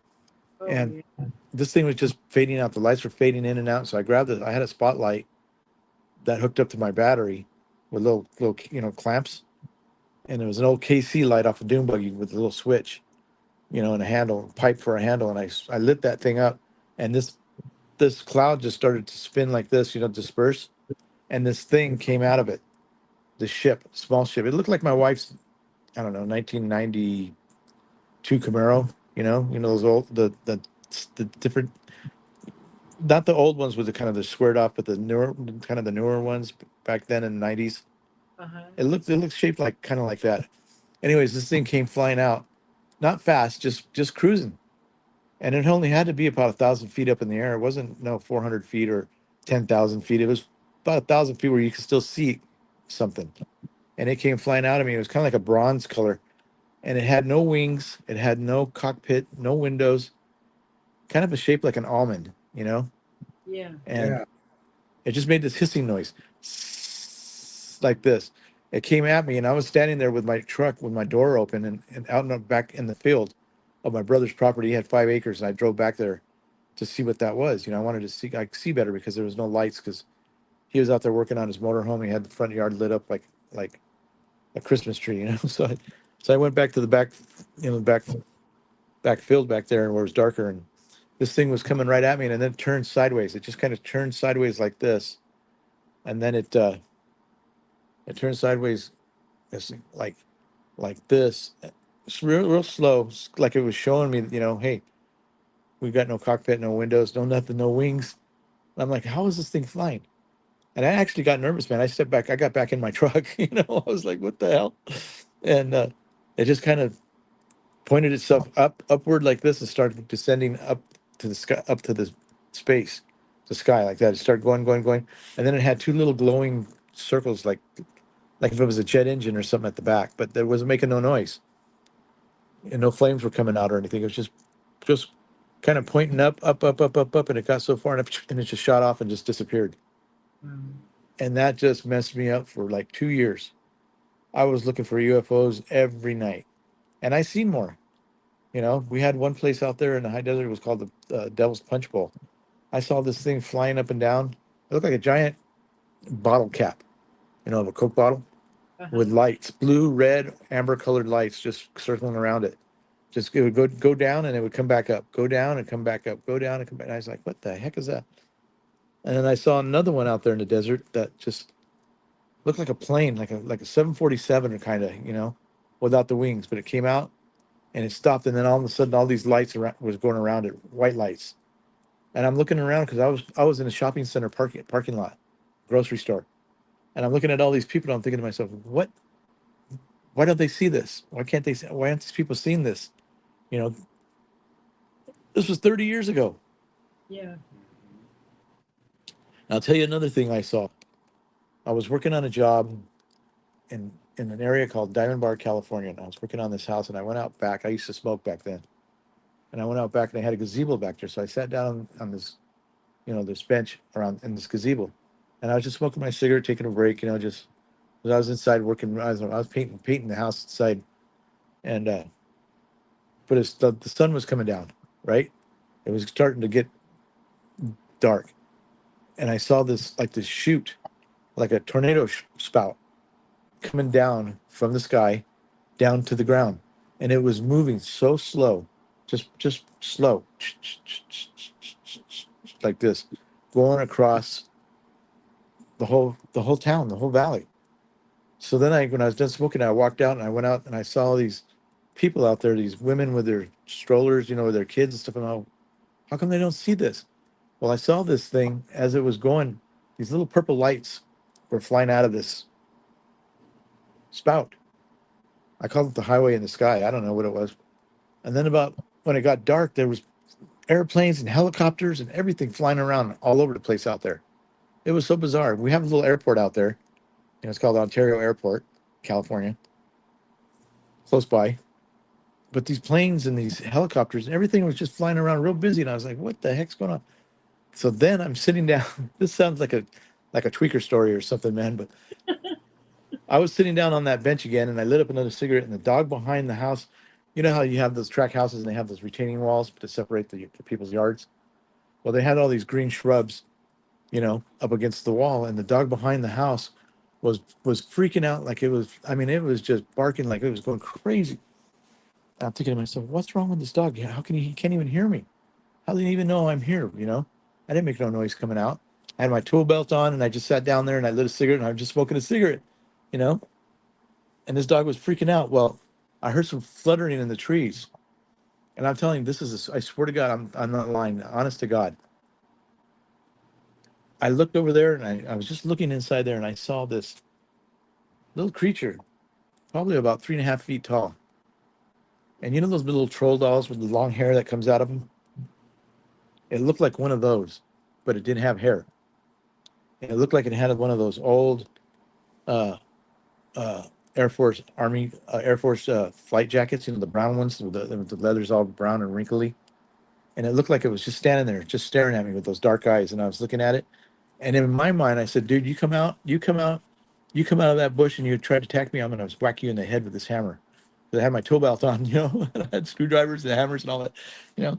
And so I got up and I felt like there was a lot of little ones running around me, and but when I looked at it and I looked at it more, it looked like it had claws like this for hands, Yeah. claws, and its feet looked like it had goat's feet. Just the legs went down. It didn't look like it had any pants or anything on, just legs, just dark brown, that dark brown leather looking legs. But it looked like it had goat hooves like a goat. Yeah. And I was like, oh no, man, this is crazy. You know, I told it, I said, man, if you come out, I'm gonna whack you with this hammer. And I went back to work after that. I said, that's it, And the craziest thing, on the side of that house, they had a tractor, like a Kubota tractor, those blue ones, and they had it covered with a tarp. There was no wind out that night. It was a summer evening. It was hot. It was pretty warm outside, still probably about 80 degrees.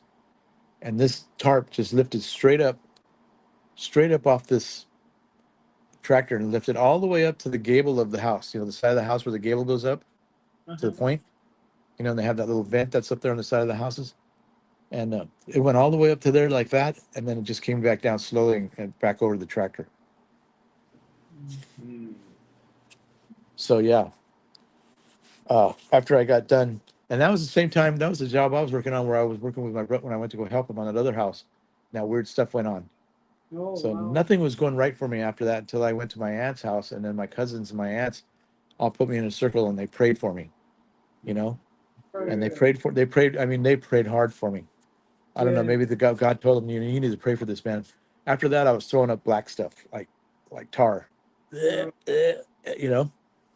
just weird stuff. I've been through some weird stuff. I've seen some weird stuff. That's why I say when I get out there, with the Bigfoot and stuff, I understand, that things can get weird, you know. Yeah. And dangerous. So just those experiences I've had in my life, just weird things like that, and you know, we lived in a little house up there in the desert. And it was one of those old homesteads. You remember back in the early 30s, 40s, the government was giving houses away, but you in order to get the property, you had to buy this. They give you the land, and you have to build a little homestead. So they would build these little brick, 500 square feet buildings, all a brick with a door, and. Anyways, we lived in a little house like that, and it had just a little kitchen and a bathroom, and they added on to it, 2 rooms to it. So the rooms were so big, they were bigger than I don't know how big they are, but they were big enough to have my big king size waterbed inside there, super king size waterbed, uh, a crib, and bunk beds for my kids, because we all shared that same room because we had wood burning stove. There was shiplap on the walls on the inside, shiplap walls on the outside, with no insulation. So when the wind would blow, little leaves would from the trees, those little tiny little leaves, about that big, about the size of a dime. They'd be floating around inside the room when the wind was really blowing. That's how. So there was no warmth in there. I never slept. I always kept those wood burning stoves going so we could keep warm. I called it the Sugar Shack because we only paid like $200 a month to rent that place, 30 something years ago. And one night I was laying in bed. I was just laying in bed watching TV. My wife was asleep. The kids were asleep, and there's a door. It was all pine wood. There was a door that the owners of the house had made a dark room for their daughter because she was into photography and stuff like that. But he had a lock on it because he didn't want my kids to get inside there and mess with the chemicals. But it looked like a wall. The door was part of the wall. It was just this little padlock on it and latch. That thing just started shaking. Wham, wham, wham, wham, wham. And I'm looking at it. I'm like, what the heck? So I said, oh, man, you ain't going to be doing this. No, we're not doing this. I went in the garage and I grabbed my hammer and some nails, and I nailed that sucker shut. Man, I said, no, we're done. We're not doing this stuff. So I've seen some stuff. You know what I mean? I've experienced some stuff. I was out in the living room. I used to play drums. I was out in the living room one night. I was polishing my drums, took them all apart. I'm hearing this knock on the walls outside. I go out there. My dogs are sleeping like nothing. I mean, it looked like they were drugged. They were just sleeping. I said, hey, one dog was named Fatty. We used to call her Fatty, and the other one was Gimp. I called him Gimp. I called her Gimp. So I said, Fatty, Gimp. And they wouldn't even wake up. They were so tired. They were just sleeping. I don't know. I don't know what up was that, but my neighbors didn't like it when when the dog would run up to the fence and start to bark at him when they walk by, because I would say fatty, and they would get mad because they think I was calling him fatty. The women that were walking. Oh, one Patty and the other one Gil. Yep, yeah. I say, fatty, get over here. It was funny. Got It it was on just the screen. It says, it's a traumatic thing when you have to take one of these down Yeah. or one down. This is from Tracker A. She's the one we talked about. They yeah. had to put it down, and then the Men in Black and all And that. it would be just a traumatic thing to just to see one in person, I think. Up Yeah, that and close. she got an up close and personal look and described everything to us, and And Yeah. especially heading at your family and baby. that's even more. Yeah. Yeah, Yeah. Don't mess with my kids. No, no, no, no, no, no, no, no. go and put it down. Yeah.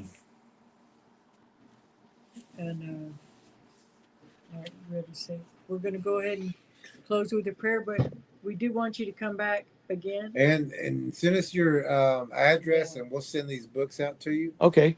But you'll have Sounds all good. The mineral information, Yeah, and we'll I keep live it- in some beautiful area up here, man. It's just unbelievable beautiful. You know? yeah. We Good. have a friend who used to live in that same place, Reading. Yeah. Yeah, They're- she just they're- moved down here. She's no. Oh, really? Now. Where are you guys at? Oklahoma. Oklahoma. Lower- Okay, yeah. There's a lot of stuff going on out there in Oklahoma, man.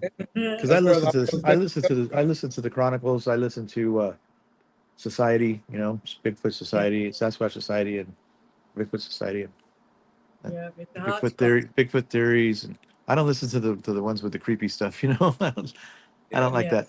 I don't like that stuff. I've already experienced all that stuff myself. I don't go there. Yeah, I think that'll invite them. You know, and I don't want to do that. Yeah, Yeah. You know, yeah. but yeah, We're that'd be good. And Yeah, if you if guys you want to haven't, pray, I pray I'm down.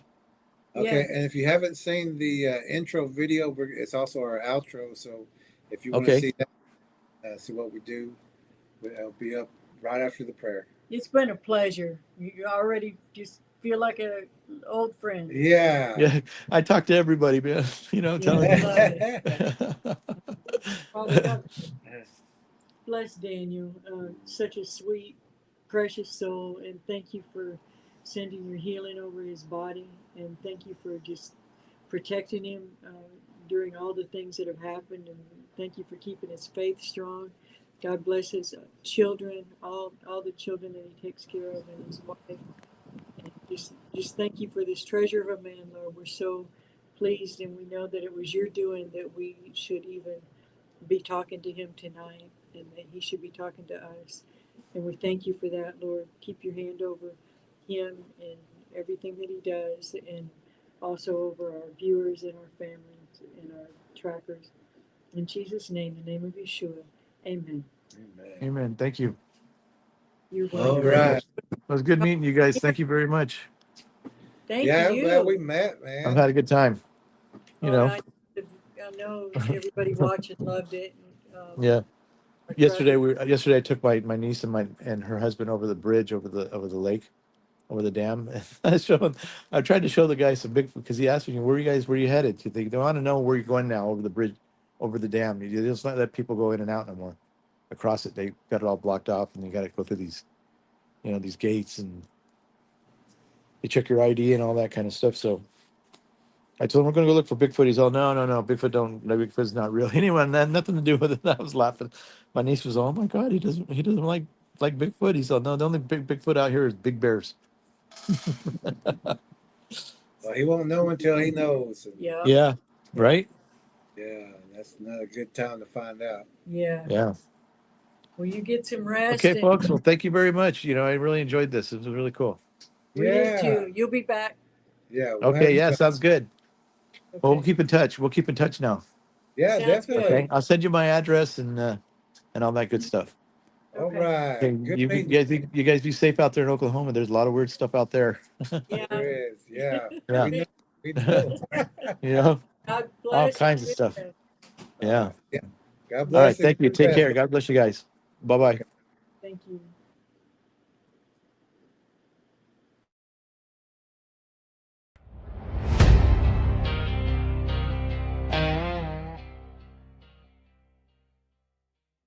This is a song that my mother taught me. The boogeyman, the boogeyman, the boogeyman boo. He's an awful man, a terrible man, a wicked man too. He often chases children and catches them like mice. His teeth, they are awful, and his breath, it is not nice.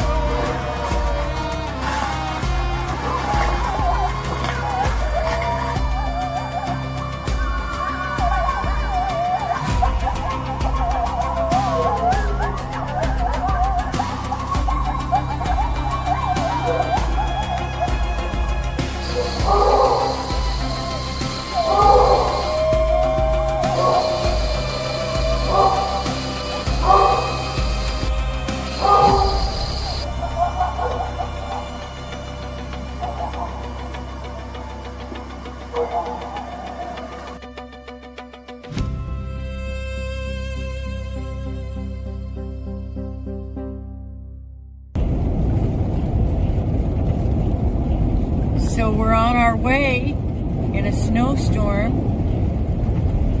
to go try to find someone who's lost in the woods. Y'all say a prayer.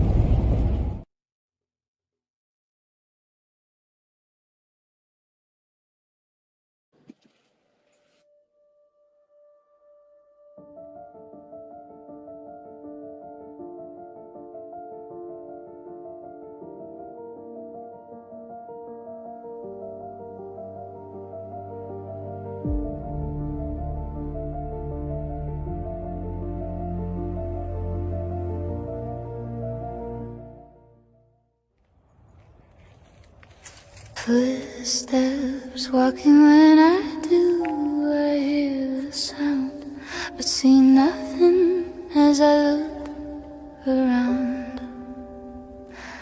I see many eyes shining, following everywhere I go. Every time I look in the dark, they're looking at me. A foul smell in the air as people walk around without a care. Shadows in the corner of my eye, but when I turn to look, there is nothing there. A blur passes by, but what do I see? Only that who calls my name from the forest, the same as my father do. My hair stands up on the back of my neck, I feel sick and dizzy now. Disoriented, spinning around. A large wolf on 2 feet follows me, lurking and smirking from tree to tree, whistling for me to look as a clawed hand waves. My body tries to tremble, but I'm staying brave. Something sways back and forth, I look away. I remember my mother always told me that when I hear and see this in the woods or around town, I am to sound the alarm, but let others know predator Bigfoots are hunting, and I should go and let her know. My father knows what to do as he calls to other men too. Mothers find their children and let them know to stay close. Stay in the house and pull the shades down. Hold your breath and don't make a sound. On from the teaser before the predator Bigfoots are back and hungry for more. Man and woman form lines to clear the land. The brushes beat as townspeople walk from the street to the wood line, moving slow into the woods now, making no sound as a gifting tree is found. Food and children's items with sales and flowers too. Why would someone do this to our town? Putting us all in danger. The shoes of a stranger are seen. Someone has been feeding predator Bigfoots near our family's home. Trees bowed and pulled down, sharpened spikes placed in the ground as the forest goes quiet. Not a bird, cricket, or frog. The trees are still, the forest has a chill.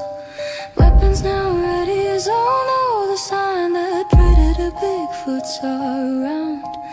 Now it's a trap as he slaps on a tree. A whoop over there and a breath next to me. Now whoops everywhere behind every tree. A raven's call, but that's not all. Coyote sounds, how his broken branches are heard. The babies cry, I hear a hoot, and an owl flies by a call for help. Then the sound of a scream, like a dream will come to the reality of now. Predator Bigfoots all around. They didn't make a sound till now. We all know, put the sight at his head to slow their charge. People run from fear as others stand clear, calm in the rain as the ground is now stained. The forest now quiet as only few walk away. Now we look for the predators are down.